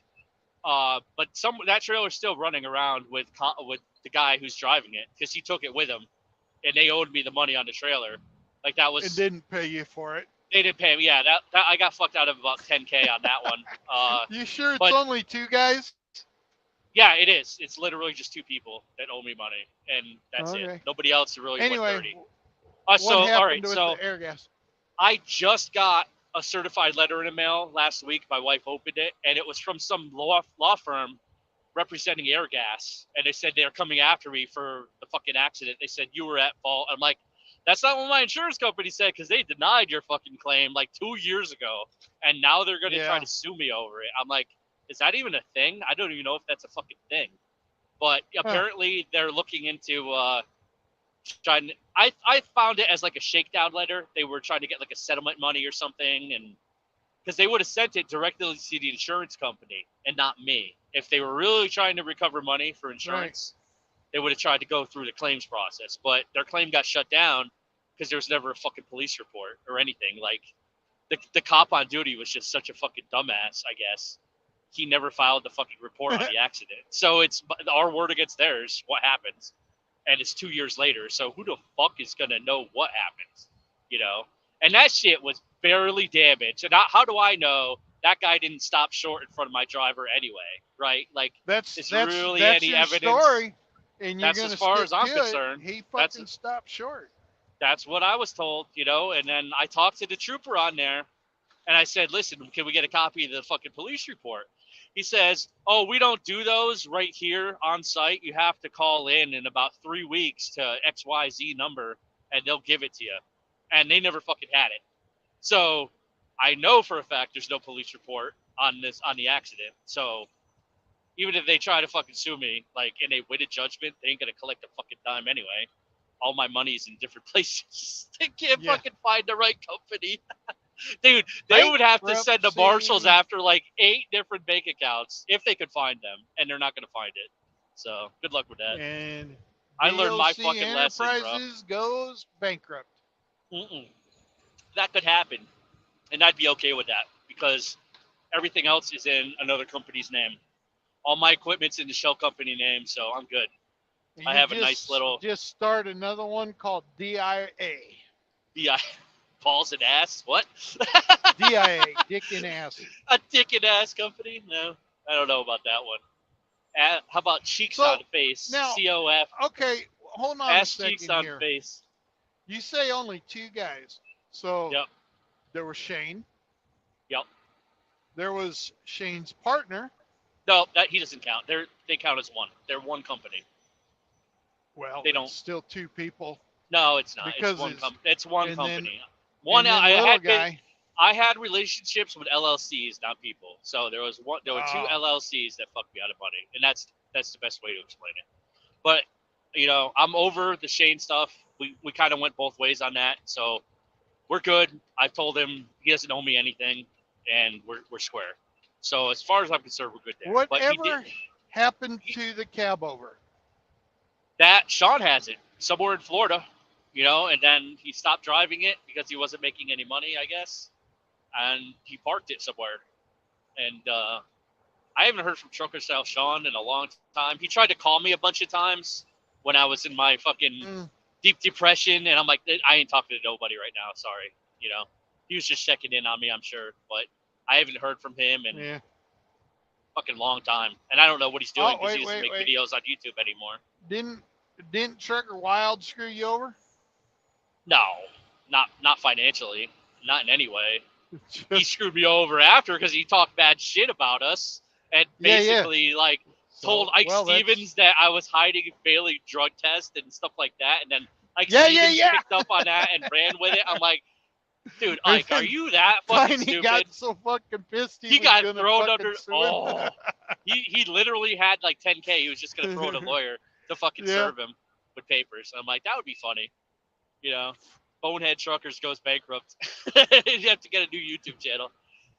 But yeah, that was the only reason I ever had a beef with him, and he got fired, but he got fired for a good reason because he was drinking in the truck. I found out 6 months later he was drinking in the truck like every day, and he had a very good way to hide it. Like he did not show as a drunk person when he was drunk, or like so he was when he was. Not only that, I'm sure he was on fucking coke too, man. Like, cause I seen that dude do cocaine right in front of me, and that was the first time I ever saw that. And like that day I saw that, I'm like, oh, dude, I should fire him. I have to fire him, right? If I see this, I know he's got fucking coke in his system, you know. But at the same time, I'm like, dude, we're fucking tight as hell. He's doing all these favors for me behind the scenes, getting people to come into the company, and everything was good. So I'm like, well, I think we're just going to sweep that one under the rug and just not care that it ever happened. I didn't see nothing. Fuck it. You're gonna fucking Sergeant Schultz it, huh? He had problems. I see nothing. I see nothing. He had some serious substance abuse problems. I know on top of that, I know like after I fired him, like somebody bought him like 10 pounds of Kratom.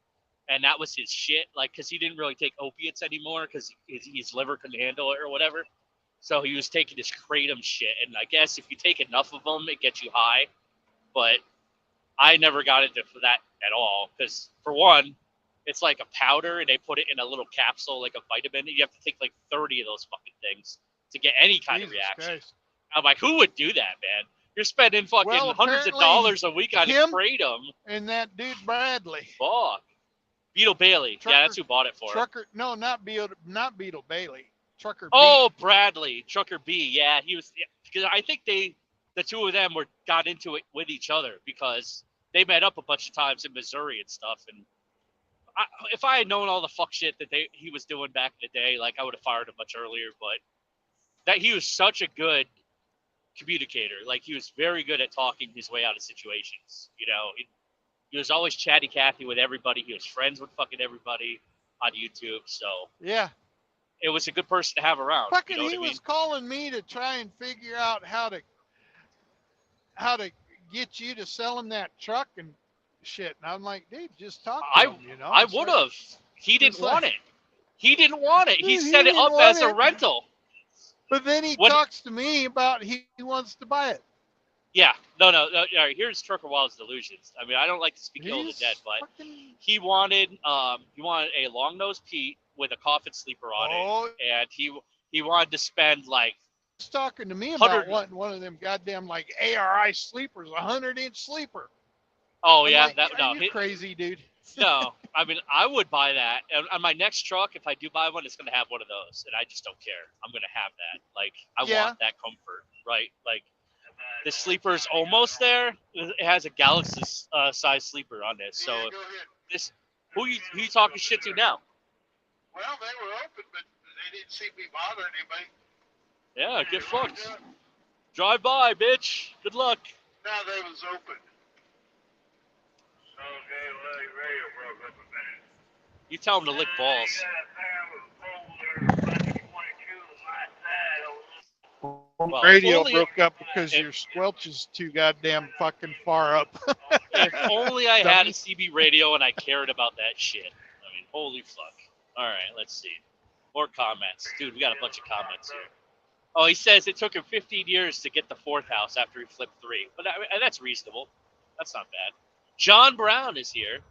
Live Block of Wood production. No Block of Wood here, He flipped 3 and it took him 15 years to get his 4th? I guess. I don't know. Well, over 15 years, you're flipping 3 houses and buying a 4th one for free, I guess. I don't know. Maybe if it's just a side hustle, So he I ain't. see that. He ain't. It sounds like he ain't fucking flipping houses, but he's doing that deal where you take and No, you buy the that's house, you fix that's- it up, you move into it, you sell the old one. Yeah, maybe. I guess I don't know. That was Sic Semper Tyrannis that said that shit. So Yeah. this is Because my that's the way this to, is my that's opinion. the way to do it, dude. This is my You opinion. got to start young though. So here's some advice from an old guy. Nah, don't about it. They don't listen. And Younger like kids ain't cash listening. is Don't king. worry. No, they ain't listening. But what you do is buy a house. You need his You live advice. You in need it your for like- advice. You live in it for like 5 years. You buy another house, you move into it, and you sell the house you just moved out of, and you live in that house for 5 years. Yeah, and all the money just shows up magically to do all this. By the time you're, 40, 50 years old, your houses will be paid for, and you'll have a really, really nice house. Because you keep buying a nicer house each time. That's a genius strategy on paper, but you try to tell 21-year-old Travis, who went to the casino every fucking night after getting out from work at the strip club, gambled his money away. Well, I've probably lost in my 20s. I've lost at least $500,000 in gambling. Like that's income that I never got back. From my 20s to my 30s, that's just money that vanished. That I could have invested in. I didn't even know about it until my 30s. Well, whatever. And then I never had enough money to try and do it. I done and bought 4 houses, but I never had it. Yeah, 4 houses. I never had the influencer, like the guy that has the experience to do business stuff.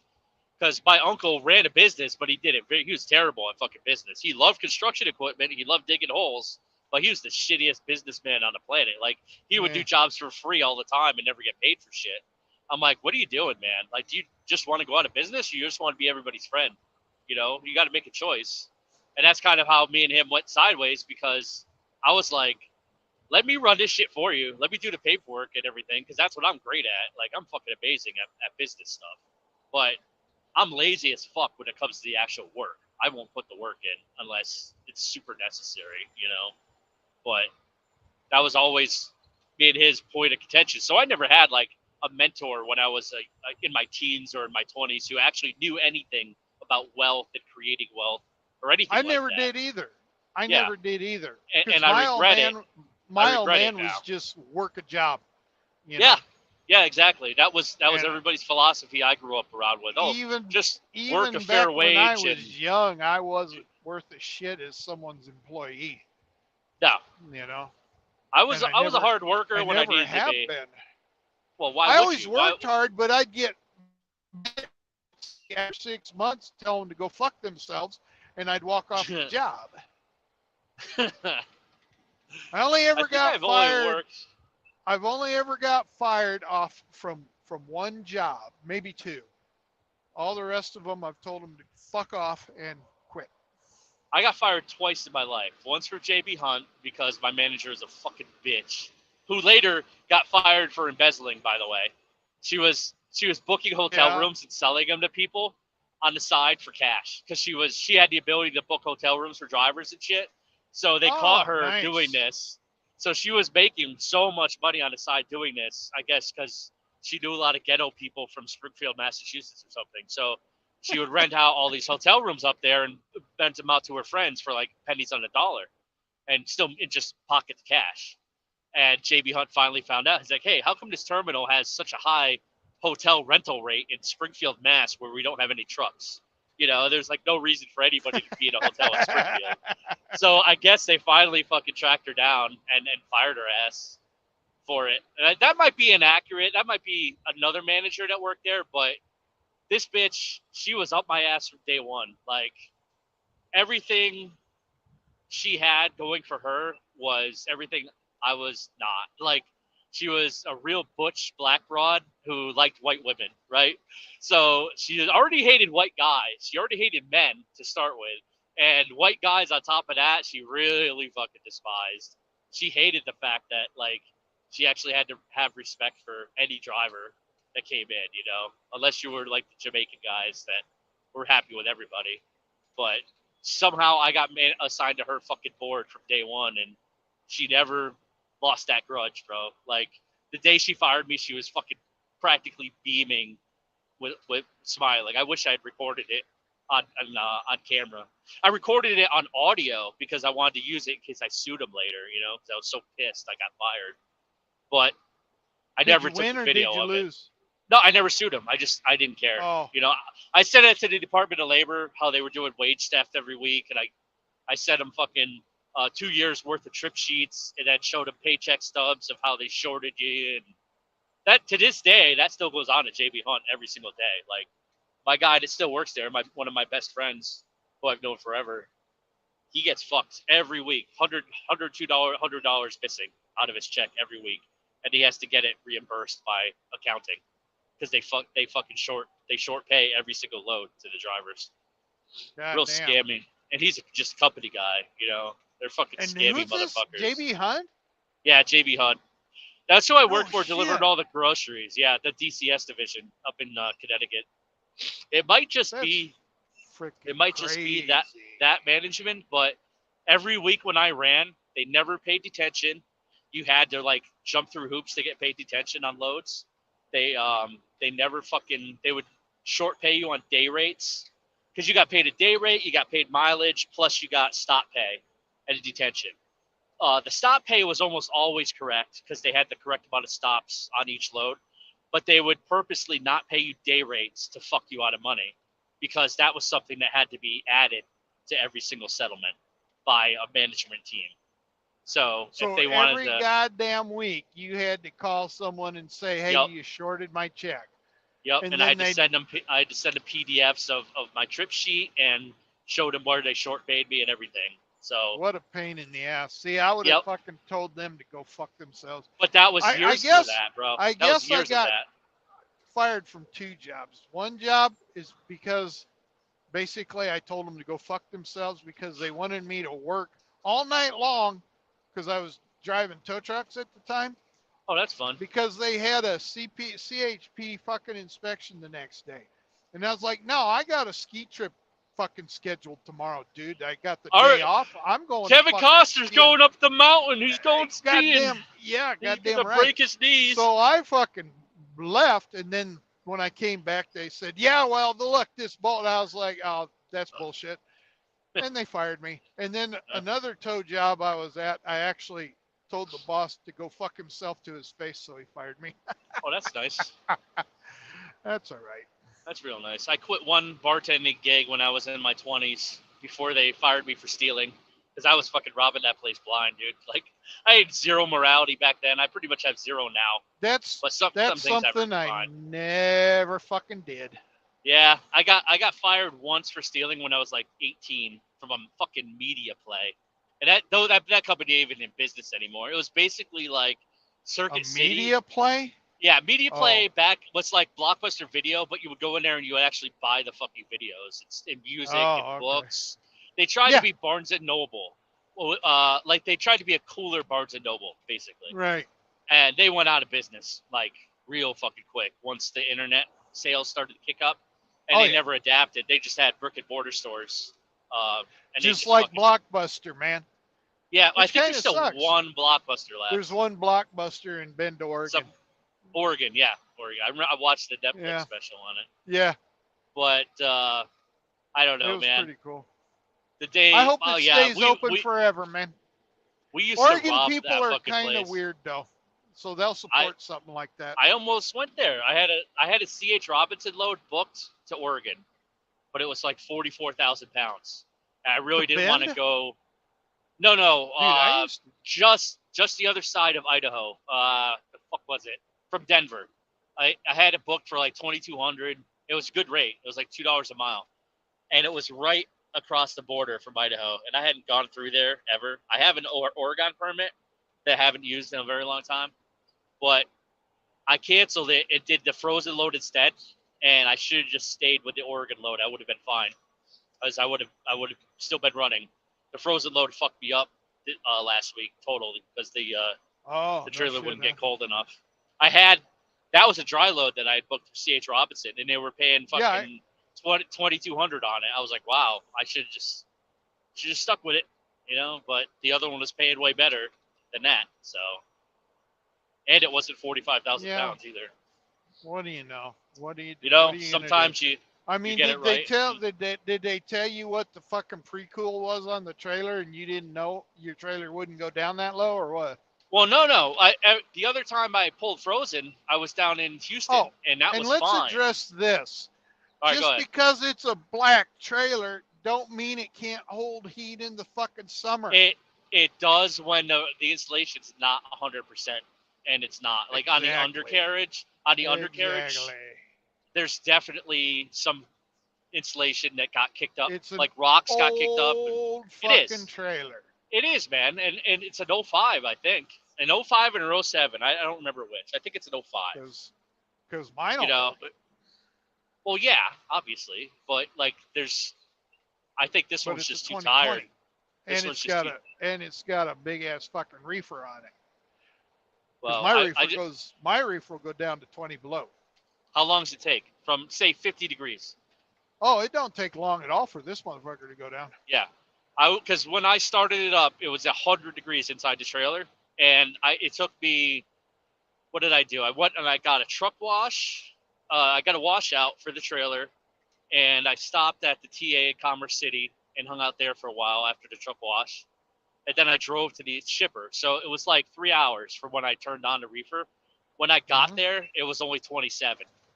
So it had gone down from 100 to 27 in 3 hours. That's how long it fucking took, you know? Damn. So it doesn't have it to do Frozen. 100? It was 100 inside. When I get a truck wash, I turn it all the way up to 80 and dry it out. No, I'm saying before I went to the truck wash, I had already turned the reefer on to start to cool it down because I saw what the temperature was at. So when I let it run the whole time they were doing the truck wash, and because I just wanted the reefer to fucking run, it still wasn't cold enough. So the whole time I ran, truck wash was only 5 minutes. The guy was quick. He smashed everything out and cleaned it. Did it well. It obviously wasn't a damn Blue Beacon either. Yeah, it was. Blue Beacon right in Commerce City at the TA. Yeah, like there was a line for the actual truck washes. And they let you sit there with your reefer running inside? No, that one doesn't have a bay inside. The inside bays are for the full truck washes. For just the wash, there's a washout lane. Oh, okay. And they have like half a bay where only the ass end of your trailer sticks in there, and then they wash out the trailer there. So I left it running because it was outside, and the guy didn't say nothing about it. So because he probably fucking appreciated it. Well, yeah, it was nice. It was a lot cooler than fucking 90 degrees it was outside. That's for sure. But yeah, they had a separate line for the actual truck washing. But I don't wash my truck, man. I did it once. I'm like, why the fuck did I just spend $140 on this? Nothing happened, and they didn't even clean the rims. So I'm like, I'll never get a truck wash again. It's so fucking stupid. Oh, you went to a shitty truck wash if they didn't even clean the rims. It was TA in Maybrook, that Blue Beacon over there, in Maybrook, New York. Fucking shitty place. They took a long time too, and they did such a terrible job. There's very few, and you got to tell them, don't put acid on my fucking trailer. That's like, and put acid on the trailer. It's like, no, dude, it's a fucking black trailer. I was like, you're gonna fucking put acid on it? The acid. What do you mean? What is it, like Rain-X? Why would they use acid to wash your trailer? The brightener. Is that a thing? The wheel I acid. I don't know. Oh, yes. Well, that sounds stupid because I don't have it is things that look nice stupid. anyway. Yeah, who would do that? I come out from paying one time, and this is when I had my dry van, and I'm like, hey, why are the fucking acid things on my wheels? So, because we're acid, and I said, well, what the fuck do you think you're doing? You don't spray acid on trailers. That fucking ruins the paint, you fucking asshole. Well, I mean, let's be realistic, man. Like, how many guys working at a Blue Beacon really give a fuck about what they're doing anyway? Yeah, they don't know what they're doing, but it's not even that. They don't. It's not even ignorance. It's just so fucking now if apathy, I go in man. there, I tell them no acid anywhere. Well, if they can find some LSD, I'd be down with that shit. So, all right, more comments. Cash is King says that he never claimed to be smart, that he is highly illiterate. And I'm like, well, that's okay. There's no big deal. All right, let's see. Just Cash know, King, dude, as if you always. were if you were all about the money, you'd be doing something different. Because trucking, No. I mean, you may think you're doing good in trucking, but trucking, when you figure out how much time and energy you put into this shit, it don't really pay that good. Well, obviously, you don't see Truck billionaires. Truck drivers are the fucking kings. Like Cash is King, the kings of fucking lying to themselves about how much money they make. That might be an accurate statement, but I think it's more. It might not be lying. It's just a little bit of self-delusion, because sometimes you got to think you're the man, right? You got to have that confidence. So you got to be the guy that's like, yeah, man, I'm on top of the world. I'm running shit. Nobody's gonna fuck with me. And I was like that for a very long time, and then I fucking hit rock bottom, and then I realized, like, oh wow, yeah, I was wrong that whole time. I wasn't the fucking man, and acting the way I did probably wasn't a good thing either. You know, just being a douchebag to everybody. Like, oh, you'll never fucking touch what I could do. You know, like whatever. So. All right, more comments. Oh, here's another RD comment. Oh, my wife's in the chat too. Nice. An RD comment. What's the hold RD on. comment? Give me a second, you fuck. I'm reading it. I'm trying not to tailgate this guy doing 40 or whatever he's doing. Sorry, RD. I wasn't talking about anyone specifically in those videos. Exactly. Liar. You're fucking delusional. Liar. When you said that shit to me. Just the next fucking video where he said that shit. Because I thought he was saying the same. No. Retired. Nope. You know. No. Extended hood truck. You're out of line on this one, because I thought he was talking about me for a second, and then I took a reality check. You ain't fucking old. Dude, I'm old. I'm 43. That's pretty fucking old. Yeah, no. Just wait till you. Jesus. When How you many get guys over that 50, are still? When you get over 50, you'll know you're old. Oh my God! Fucking, my wife says nice windshield. I'm getting trolled by my wife because she's telling me I need to wash the fucking windshield. Real nice. Because Real about 50, nice. that's when the diabetes is gonna hit you. No, I'm not diabetic anymore. I'm good. I was pre-diabetic for a second. Then they put me on some metformin shit, and then I don't even take it anymore. Yeah, but you're not 50. You're not 50. JB Hunt, I'm getting close enough, and I'm morbidly obese, so I have all the pre-qualifying factors. That's why I'm saying. When you hit 50, boom, it's gonna hit you. Well, you're on that water diet, so maybe you'll lose like I've got to be 300 pounds. Oh, I need at least 200. I'd be happy with 200. You know, if I was about 195, I think that would be optimal. How tall are you? 5'10", 5'11". But you probably if you actually look, heavy, it is heavy, but I've never been a skinny guy. I've always had. No. I've always been built. Well, I don't go to the gym or nothing, but like. Well, you got that big fat head, so you got to have a lot of body on you to carry it. That's a lot of fucking weight. Every day is a fucking exercise. That's why at the end of the day, my neck hurts so bad, because I gotta hold my fucking skull up and shit. You know what I mean? That's right. That's right. Why do they roll up next to you and then like try to wave at you and the fuck? I don't want to talk to you, man. Rafa, fuck out of here. Son of a bitch. He's probably watching my live stream and now he's gonna road rage me. Why is this? I just turned on the comments. All right, hold on. Go in the comments. Here we go. Poison I lived bitch, in the houses. 80s. That's my wife. Who is that? That's Poison my wife. Bitch, the 80s queen? Yep, she's the fucking queen. She loves Poison, the band. She's 80s. There ain't nothing wrong band. with fucking Poison. Poison was look good. at you. Look at you trying to kiss ass. You're a fucking ass kiss. No. I like Poison. Bret Michaels is fucking good. I can't remember what his guitar player was.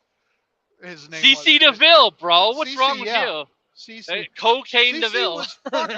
CC's underrated guitar player. He was he's one. That whole fucking band was underrated, dude.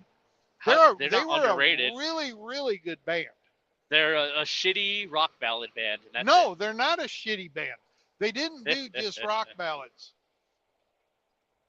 Oh. What the hell was that? James Best. Somebody just tried to call me. Another caller. Oh. James Best is live. So we should fucking go talk shit to him instead.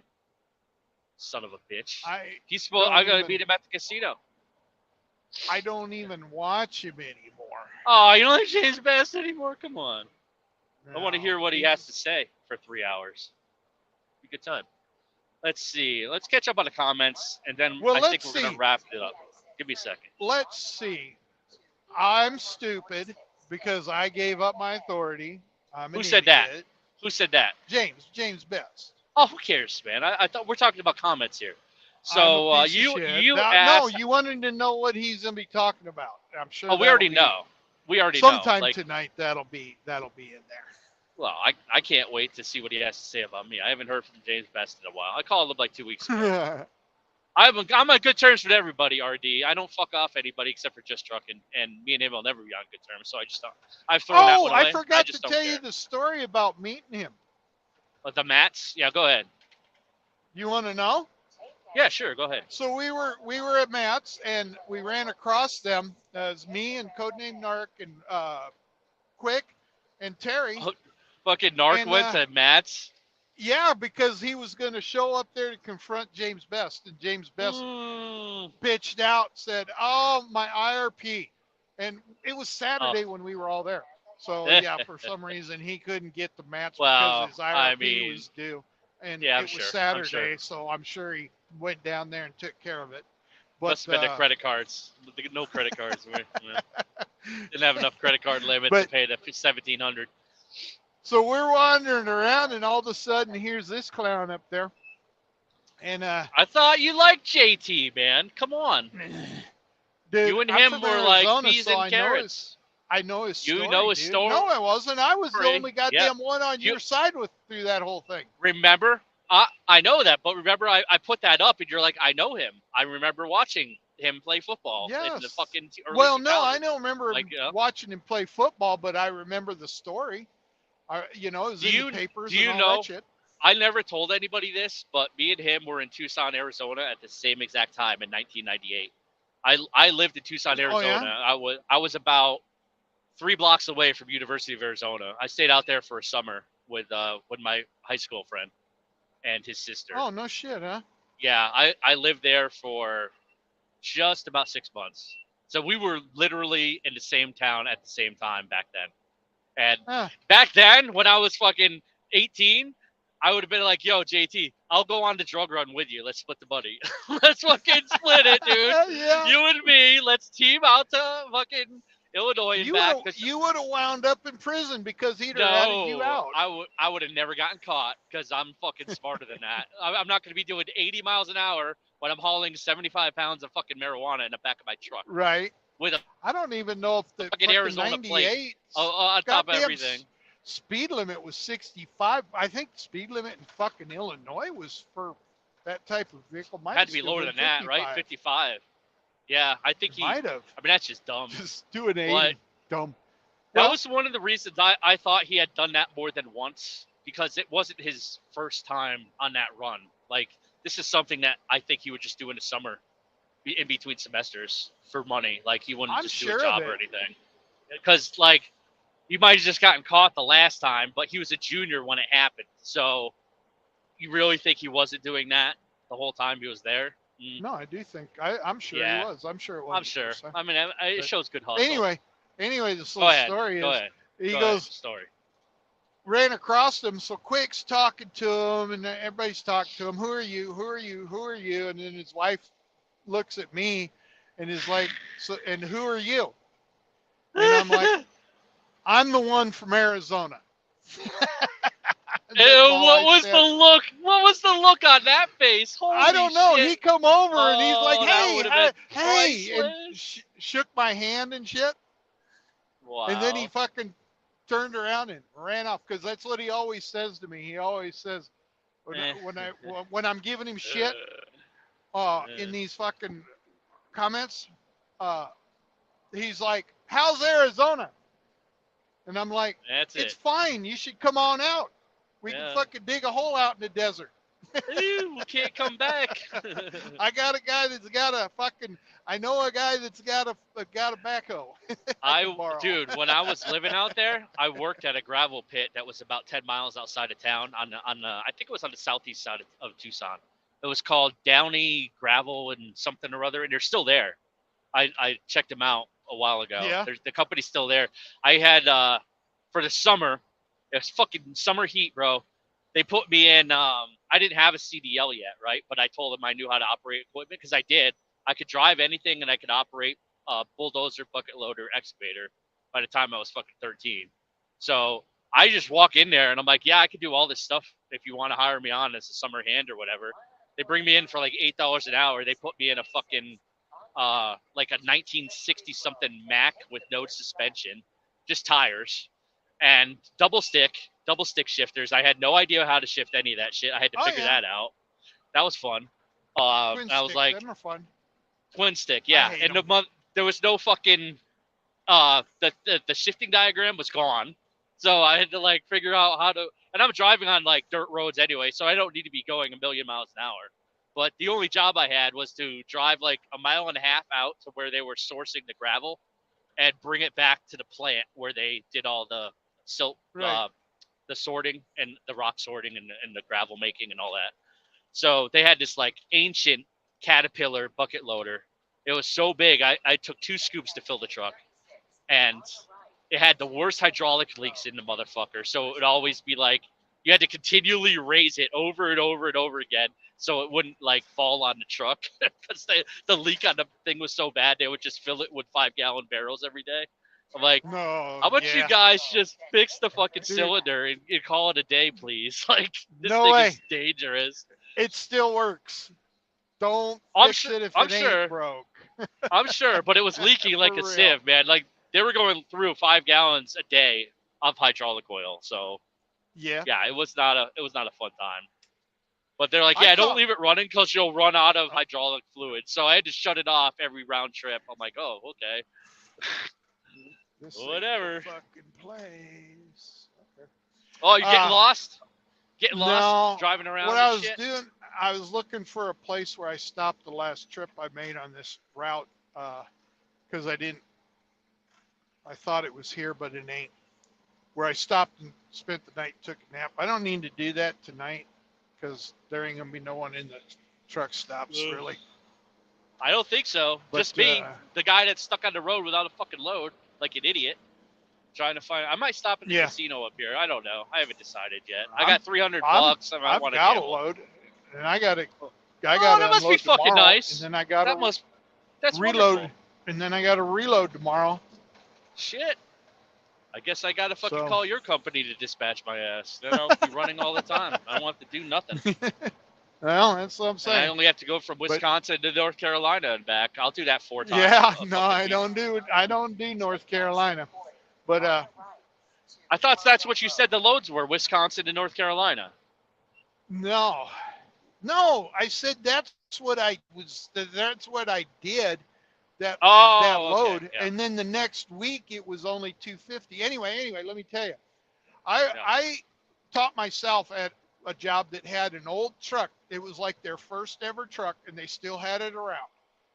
And that truck was a twin stick.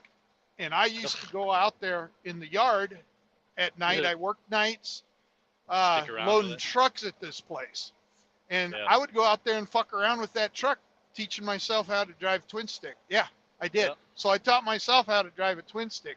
Then later down the road, same kind of deal. Except it was an old mixer truck. And the boss apparently was the only one that could drive it. And so my truck broke. And so he set me up, says, just take mine. And I think this was a test to see. Did he give you a big thumbs up when you came back and said, "Good job, Artie"? No, he didn't do that. Kevin shit. Costner, you're the man. He wasn't that kind of guy. He just didn't say nothing. But he didn't say nothing about it. Just said, "Take my truck and take that load." You did the best. And when you get back, your truck will be fixed. So I did. Mm-hmm. He never said shit to me about it. Well, of course not. But- What are you really going to expect anything from a fucking boss? But then then a couple of weeks later, I got a brand new truck. Oh, well, how nice. Brand new. And other than this one, that was the only brand new truck I ever drove. Did they fucking quit after the other guy that was in line in front of you to get the better truck? Did he have a fit about it? No, dude, what he did was he went on a fucking week-long bender or 2-week-long bender where he just didn't show up to work. Well, this must have been like the And he 1860s. So you're talking, and you he could buy used to do heroin that. at the fucking general store. So He you know. used to do that shit. No, he was a drunk. He used to do that shit all the time. So he lost his position. I was 5th at the time. He was 4th. He lost his. They bought 4 new trucks, and Tragic. I got a brand new fucking truck. Yes, sir. I think I might move to Iowa. I Why kind of not? like it here. I like it here a lot. I It's like nice. the winters here. I like the winters You here would have too. to. Like You would have to move to Des Moines though. the east side isn't where it's at. I kind of want to be near water in some degree because I've always lived like next to a river Near water. pretty much Yeah. my whole life. I don't know. So- Maybe they got a lake there, but Des Moines is where all the fucking communist libtards in Iowa live. The fucking libtards, dude. No, come on. Yeah, you look at the Iowa County You map. There's like goddamn- there's one blue one, Oh, and man. then there's like all the rest of them are What fucking are we red. doing here? Oh, you can't even. He's calling people communists and shit, and he's getting lost reading the fucking GPS for China. Good job. Good No. job. Dude, my wife. The GPS from China. My wife is blowing this fucking comments up. I love this shit. She says Well. she wish she knew a 20-year-old BOC. We lived in the same town forever. We had mutual friends, and we Oh, didn't run that into rem- each other until we were 35. That reminds Oh. me. Oh, There's that's more to not this. There's more to the fucking story. Oh, the So JT anyway, Matt the story. JT Okay, let's story. go. So anyway, at the end of the thing, when they was shutting down for that day, and I guess that was the last day, he was going to give away $1,000. So there's What? a bunch of people and milling around, and he had a microphone, and he was drawing names. Everybody that's what he was doing. It was That's a raffle sponsorship for money $1,000. anyway. That was probably one of those so shitty he- companies that he sponsors that gave him the money to do that. Probably. But so Whatever, he went. the oil company or whatever the fuck he was. What was it, Shell Rotella? I don't know. What was the No, sponsorship? I don't know. Something don't gay. know. Who cares? All right, go ahead. I keep I never interrupting. paid attention. I know. But anyway, so he called out one name, the guy wasn't there. So he drew another name. And some guy just said, "That's me." And he walked up and JT gave him $1,000. And the guy walked away. And Good you for can him. ask Quick about this. You can ask, well, Terry was off doing her own thing. You can ask Narc. I told him, I said, that guy could have been named everything. He didn't check no ID or nothing. And the guy had my last name. You should have just done it. So- You went there with your fucking life. Hey, that's me. So I was like, check this out. So I told him, I said, dude, I said, I'm the one that won that money. And he's like, nah. And I'm like, yeah. He's like, really? And I'm like, yeah, look. So I pull out my driver's license. I covered No, up now my- he knows who you are. He has your address. I covered, and no, You're I fucked put for my life. thumb over the address and over my first name Dude, and just showed him my last name. You Don't should've you seen the ever- look on don't you his ever fucking cross face, it. dude. don't you the ever look cross on JT, his- man. He'll No, he fucking didn't see that. go shit. after The your look- ass. He He knows where fucking you live now. panicked. He panicked for a minute, but then I told him. Because he I thought told he him, just nah. gave a thousand away to somebody else. Yeah, Well, I told whatever. him. Nah, It's dude, I'm sponsorship just money fucking- anyway. It doesn't fucking matter. I'm just fucking with you. So I remember years ago he was doing a giveaway for a red C10 with a fucking LS engine in it. yeah. There was it was like a year-long thing, but I don't ever remember the episode where he actually gave it to somebody. So I don't know if he ever did that or not. But I don't care. You know, that's so I don't fucking know. long ago, I don't. man. Yeah, I don't know if he did or not. Dude, my But wife's I pissed. I remember was when he ignoring was her gonna give comments. that away. That's funny. Oh, is she? Yeah. Yeah, dude, because I haven't read comments for the last half hour, so there's a whole line of them. Jesus Christ. Okay, read comments. BOC ignoring Oh, comments fuck. like a jerk. Good job.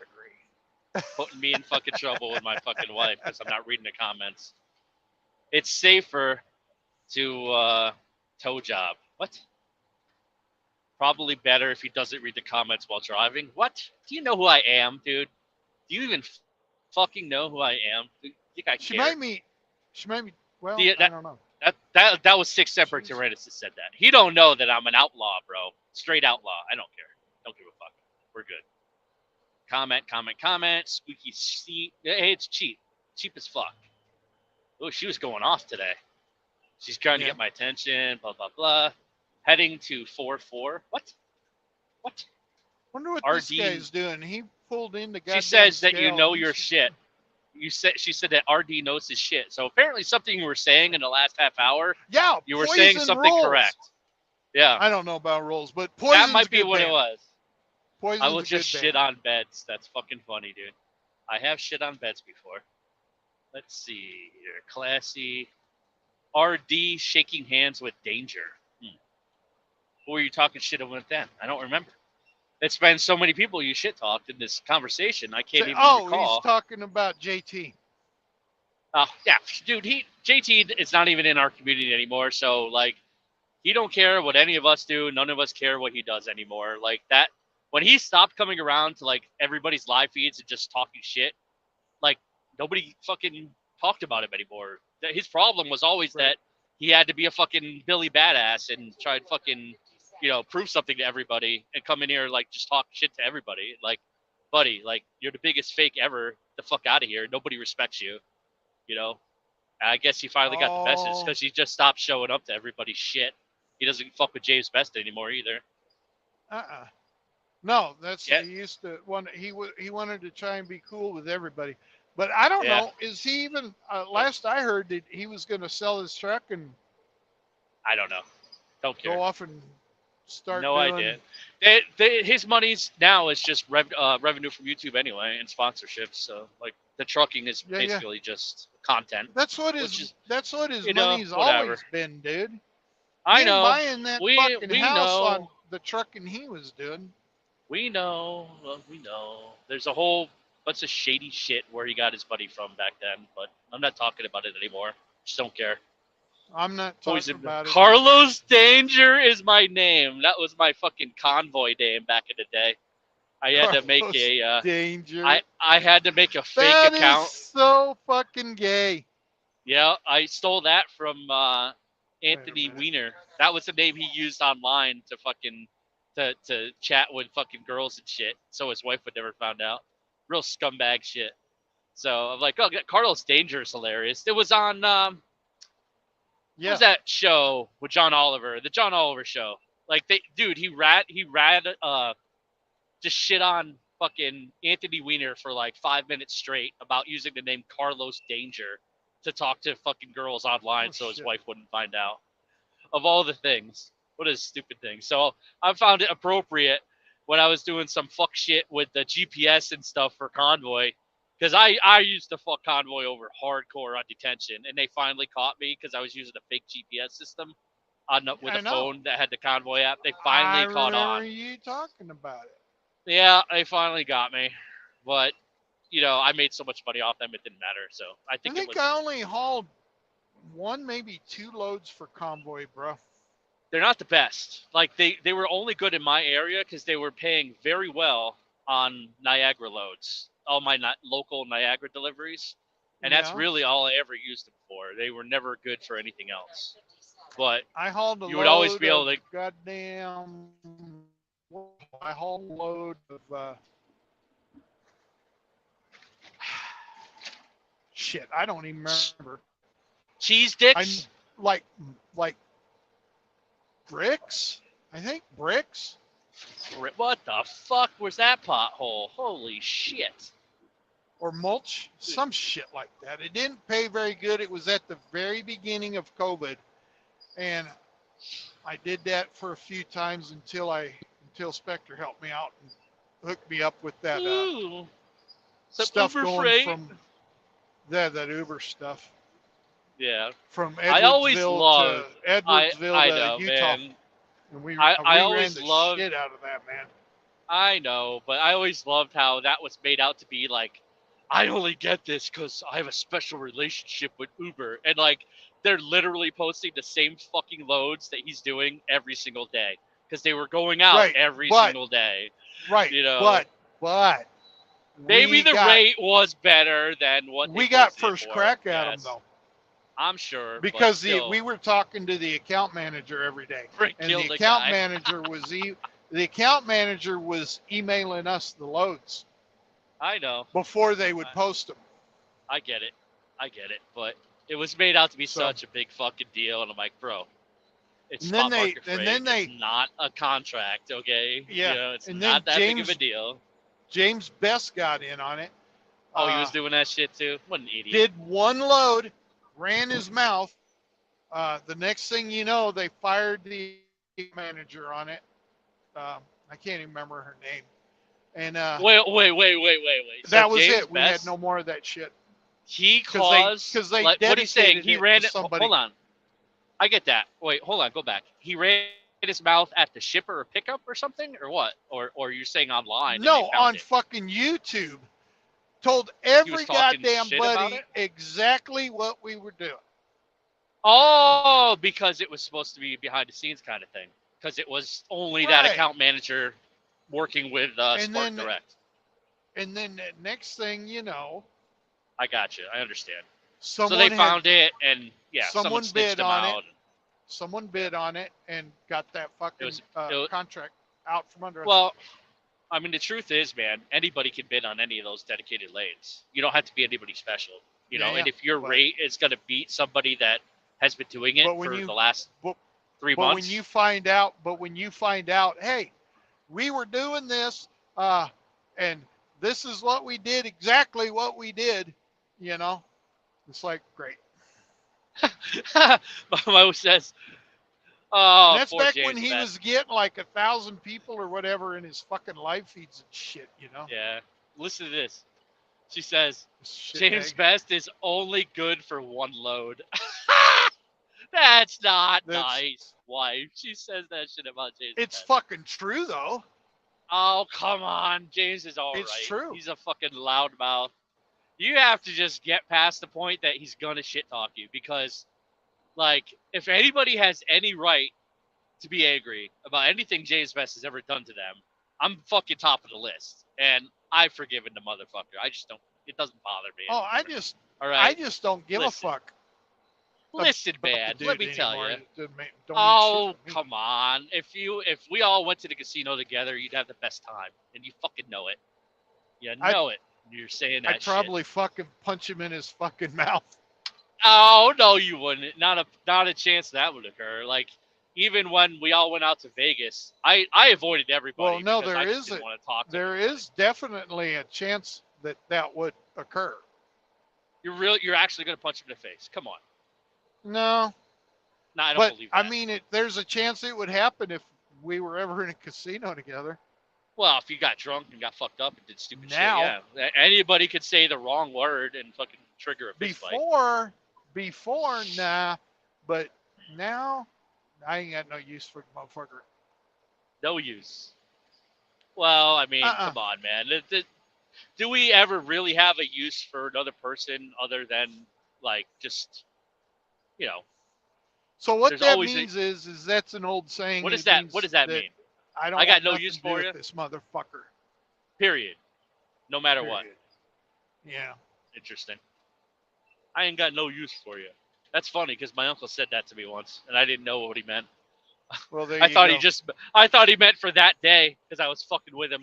'Cause the dude was he's trying to put a water pump on a fucking on an old international that was your van that we fucking use. uncle, so he Dude. probably forgave you, but No, he hates me to this day. Me and him don't get along at all. well, but there you go. See, he, I ain't got no use for you, and now you know what it is. he was so mad. He was so fucking mad because all right, so this guy, he was not the best mechanic, and I'm like fucking 16 years old at the time, and I'm working for him after school. And we go to the shop to work on this thing because he was doing shop work that day, and he needed help putting on a water pump on a fucking like international diesel van that we used as a service truck or whatever. It was very, very straightforward, easy shit, easy on, easy off.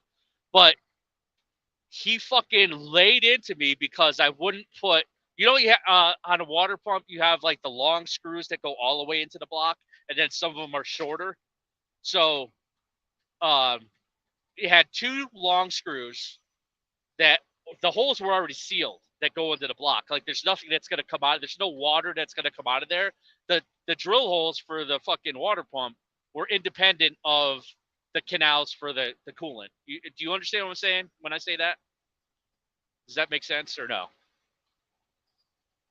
RD, wake up! Oh, he's dead now. Fucking RD died, guys. He's dead. I was just telling a story. All right, so maybe he'll come back. He'll wake up out of his old man nap when he comes back. Holy shit. So I got laid into because I wasn't putting enough silicone on the bolts, right? So you put silicone on the fucking gasket, on both sides of the gasket. And I'm like, dude, you don't put silicone on the bolts because there's nothing coming out of the bolt holes. They're fucking bolt holes. They're drilled into the block. They don't go, water doesn't come out of there. There's nothing that needs to be sealed there. You seal the fucking gasket. But he started raging at me because I wouldn't put silicone sealant on all the fucking bolts when it had zero effect on leaking, the water pump leaking, any of that, dude. Any of that. It was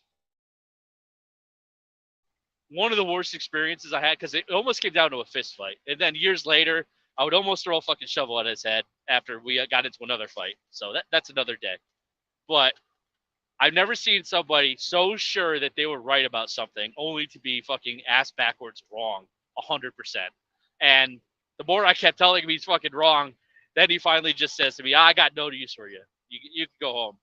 You're useless to me today, I think is what he said. I'm like, okay, thank you. I appreciate that. Thank you, Uncle, for that positive reinforcement when you don't even know what the fuck you're doing to your own equipment. But maybe I'm a little resentful about stuff. DIY Semi. What's up, man? What's up, man? What's up, man? Rolling through Iowa for 4 hours. Waiting to get to the other side to go fucking lose money at a shitty casino. I'm thinking I might do. I don't know. I haven't decided yet. We'll see. But, oh, hold on. We have a guest here. RD's fucking back. He got lost. All right, you're out of here. We're going to remove old RD. New RD. Oh, yeah, there he is. Did you wake up from the nap? You back? Is that Kevin Costner? I can't see real good over there. Let me adjust my fucking camera. I mean, holy shit. Yeah, he's all fucked up. Nice connection, dude. Come on. Buy a Starlink already. I still got one I have to get to TC Boggs. What's up, Bob? What's crapping in? RD, fan. Dude, he woke up from the nap and he went right back to Rumpelstiltskin land. Poor RD. Everybody fucks with RD. The link's up there if you want to jump in and fucking talk some shit or whatever. We got probably another hour to go here, I would imagine. I haven't looked at a fucking Google Maps in a while. Who is here instead of... There are 15 total people here, Adam, instead of James Best's shitbag channel, apparently. And I actually need to talk to fucking James Best because he was supposed to meet me at a casino at some point this week. So we're going to see. Maybe we go to this casino in Clinton, Iowa, or not. I might just stay there for the night anyway. They have truck parking. But they got like super shitty fucking blackjack tables that pay 6 to 5. And it's not good. I don't think it's a profitable situation. RDZ. Look at RD trying to come back again. Which one are you? There's like 14 of you on here. Fucking RD, dude. What a good guy. Is that real RD back or you fucking dead again? Hello? There you go. He tries to put his camera on and he fucks it all up. I can't even understand you, dude. Yeah. No, Chinese? dude, I'm trying to. Am I speaking Chinaman? Stop. Chinaman? Yeah, it's got Chinese- a fucking China? slapback echo that's I can't even understand you. I Did don't you know buy why a it's doing nice that. fucking it wasn't headset before. from Asia? Is it Asian? Yeah, I think No, you broke your it shit. ain't. You have an Asian, made in Vietnam. You go make Vietnam? Nah, I got a good fucking Hi, mic. Dara. My headset's awesome, and I I got need a awesome audio. hole. Yeah. Is it working for you? Can you hear me? Let's all See, go I got a troll delay Jim. going. I got. Good job, man. Fucking RD breaking shit. They created this thing called the I don't know internet why. not too long ago. You know, I know it's new for you, but every once in a while, can't be that difficult. Ooh, is that a casino over there? Oh, there. The reason we might have to move to Iowa, wife, is all the casinos around this place. Yeah, you back? RD, Oh, fucking maybe RD, it's 'cause you I got can't a even work shit this signal. fucking piece of shit. Oh, I got a shit signal. You never know. That might be it. Oh, fucking with something to fucking cause the echo, ain't you? You asshole. Durka Muhammad Jihad. Durka Allah Muhammad Jihad. Durka. Huh? No, Allah none of Akbar, that? Allah Akbar. There you go. Fuck, man. I told my wife a story about how Muslim people wash their ass in the bathrooms, in the truck stop bathrooms. She didn't believe me. She didn't fucking believe me. And I'm like, dude, yeah. it's where they take the water bottles and fucking, like basically wash their assholes right there. They didn't leave the water bottle for someone to clean up. She didn't believe me. That was a real thing. I'm like, look it up, man. That's their fucking religion. No offense to that shit, but I'm like, that's fucked up. Like, I get it in their, I don't know why their they native can't country. fucking. Well, I don't know why, dude, they can't fucking take the bottle out, throw it away. Well, I mean, that would be fine, right? I mean, you're just using the toilet regardless, but it's actually like Sharia law. You have to wash your ass with your left hand only. Like, dude, I just missed Iowa 80 again. Yet again, I drive by fucking Iowa 80 and don't go. Son of a bitch. All the times I've been through here, I still haven't stopped there. I've missed the exit. I was going to stop too. Jesus Christ. I'd go down the next exit, turn around, and come back if I was you. I think they're. I don't want to stop truck here. show this kind of. Maybe not. Well, there's plenty of fucking parking. I'll tell you that much. Ain't nobody working, bro. Yeah. But yeah, she didn't believe me about that. And I'm like, well, it's actually fucking Islamic law, dude. Like, they have laws about how to wash their ass properly, which is very strange. But I think every major religion has stuff like that anyway. Like, there's weird shit in the Leviticus books you wouldn't fucking believe. And then, of course, the Orthodox Jews have their ridiculous shit that they go by and all the loopholes to not get away with stuff. Yeah. So do they take and they take and wipe their ass with paper and then wash it with the fucking water bottle? Now Sharia law says you're actually supposed to use your hands and water. You're not supposed to use fucking toilet paper, but it's been, I guess, the modernized new allowable rule now that people have flowing water or in bathrooms, as they've kind of like softened on that. But like the real hardcore Islamists, they all have to do it the way it says in the fucking Quran. And like Osama bin Laden, he wasn't wiping his ass with no fucking toilet paper. I'll tell you that, dude. That guy was hardcore. He was fucking doing it No, he was fucking using his hand. Yeah, he's wiping his ass with his left hand. That dude, he was a fucking he hung out on the trade routes and robbed people. Well, dude, he was Mujahideen way back in the day, so they're basically just were road crew. They fucking ran Afghanistan, did whatever the fuck they wanted, That's who he was, and then he decided he was going to be the fucking savior of all fucking I don't know, all fucking Arab people, and he fucking see how that worked. Made it up. And if you read both books, you find out that they're both pretty much the same. It's because he fucking kidnapped a bunch of Jews because he was illiterate. Jesus Christ. And all they did was copy their fucking Bible into Muslim, and he never knew the difference because he was illiterate. Interesting. So you got somebody that never fucking read it, never even read the Quran, is trying to do an Islamic jihad against the fucking West. That's awesome. Yeah. That's fucking genius. Well, no. Well, whatever. The West, there was no such thing as the West back then. Of course, we I don't are the know. West, man. What are you talking about, RD? Yeah, You're yeah. fucking Well, old as the hell. dude is- We've always been the The West. dude is fucking dead. You understand that China and Japan are east, right? That's the far east.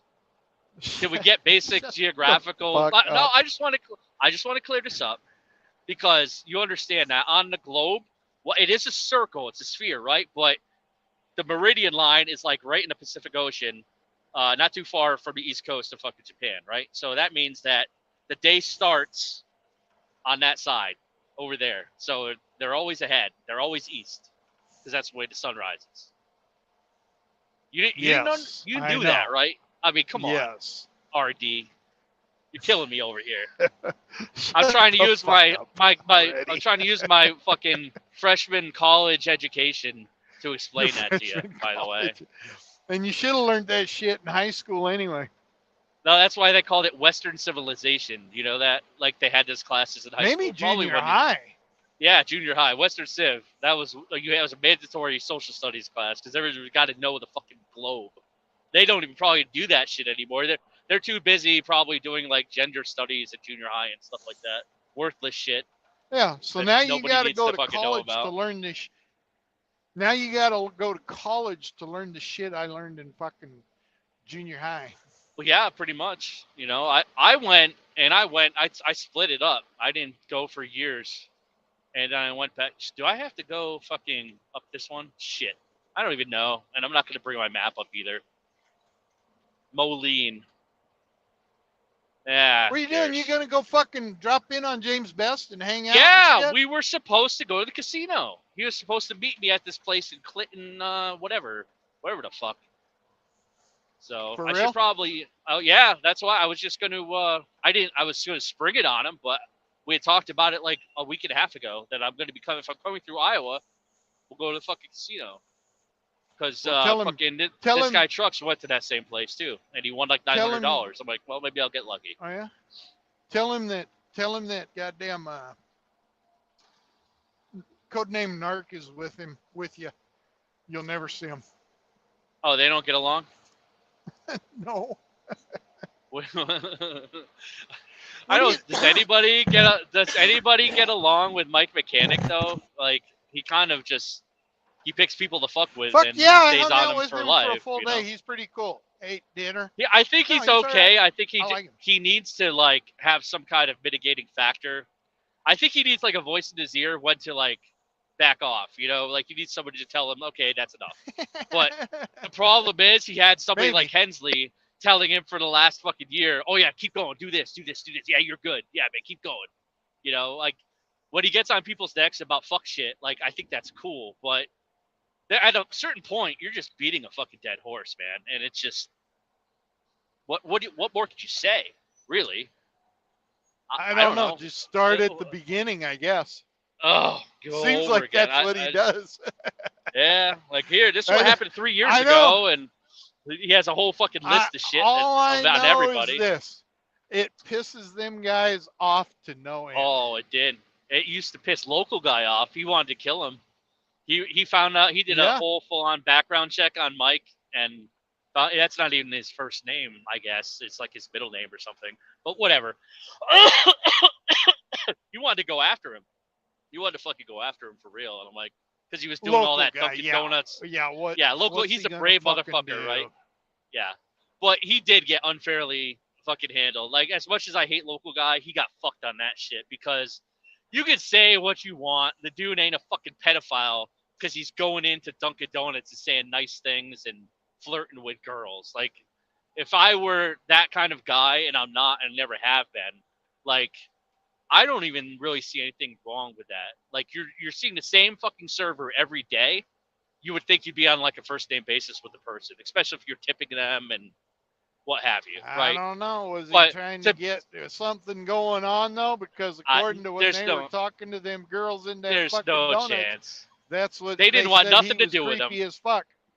He was, and he is though. But I mean, that's the truth. So you have to take all this from different angles. You can't just be like, oh, so he was flirting with a underage girl, which in Connecticut, I don't even think a 17-year-old is technically underage, but whatever, man. I'm just saying. I'm not putting any defense on this behavior. But at the same time, if she'd have said, let's go, you think he'd have said no? No, but again, it wouldn't have been illegal either. See? But I'm not the guy that's ever going to do anything like that. I don't even fucking talk to women, period. Like, I don't. I have too much. I got too much respect for my fucking wife to do that to anybody, and that kind of got stamped down really early on with my first channel. It's like there would be girls that would come into the chat and be like flirty and stuff, and I wasn't entirely as adamant as I should have been, and that's shit that me and my wife have been through on a personal level that we sorted out. And I'm like, well, I understand completely. So from that point forward, it was like, well, I'm not gonna really fuck with any girls that are gonna come and talk in the chat. And that's why, like, there's no girls in the chat anymore. Like, Terry Cabover kid shows up every once in a while, but like, that's not a flirty fucking situation. Yeah, that's what I'm saying. I'm like, there's nothing that's ever gonna happen there ever. There's nothing ever gonna happen with any fucking woman, period. So, but there are scumbag guys out there that would that do that. I mean, look at Little Dog, obviously. I don't have any respect for people that do that kind of behavior, man. It's fucking gross to me. Because I'll put it this way, RD, and I put it this way when I was talking about this guy Trucks too, because he kind of was bragging about how much he was gonna fuck these other broads that he wasn't married to. Now, maybe he and his wife had an open relationship. I don't fucking know. I kind of don't care. But the fact that he had to brag to me about it at that time, I was like, I don't want nothing to do with you, man. Because if you're going to be that dishonest to the one person you're supposed to be 100% honest with, yeah. What the fuck does that mean for any kind of potential friendship? If you're willing to, stab your wife in the back, somebody that you made a vow for life to, like that, how can you be an honest person anywhere else in anything? And you could say the same thing about me being like, oh yeah, you steal detention from Uber and Convoy and you got kicked off Amazon, so you're a fucking stealing scumbag. I'm like, it's a massive difference between cheating on your wife and fucking taking money from a massive corporation, bro. Not even on the same fucking planet and things. Like, those aren't even comparable. You're basically talking about some accounting rounding errors, at the end of the year when they look at their fucking money and what they had spent. You understand? So for somebody actually said that once. Apparently they didn't think it that way though. Who didn't? Amazon. Oh yeah, obviously they got me, but I got them right back. I got them right back like fucking 3 months later, dude. I started the new company right after they kicked us off. They never skipped a beat, dude. It just kept rolling.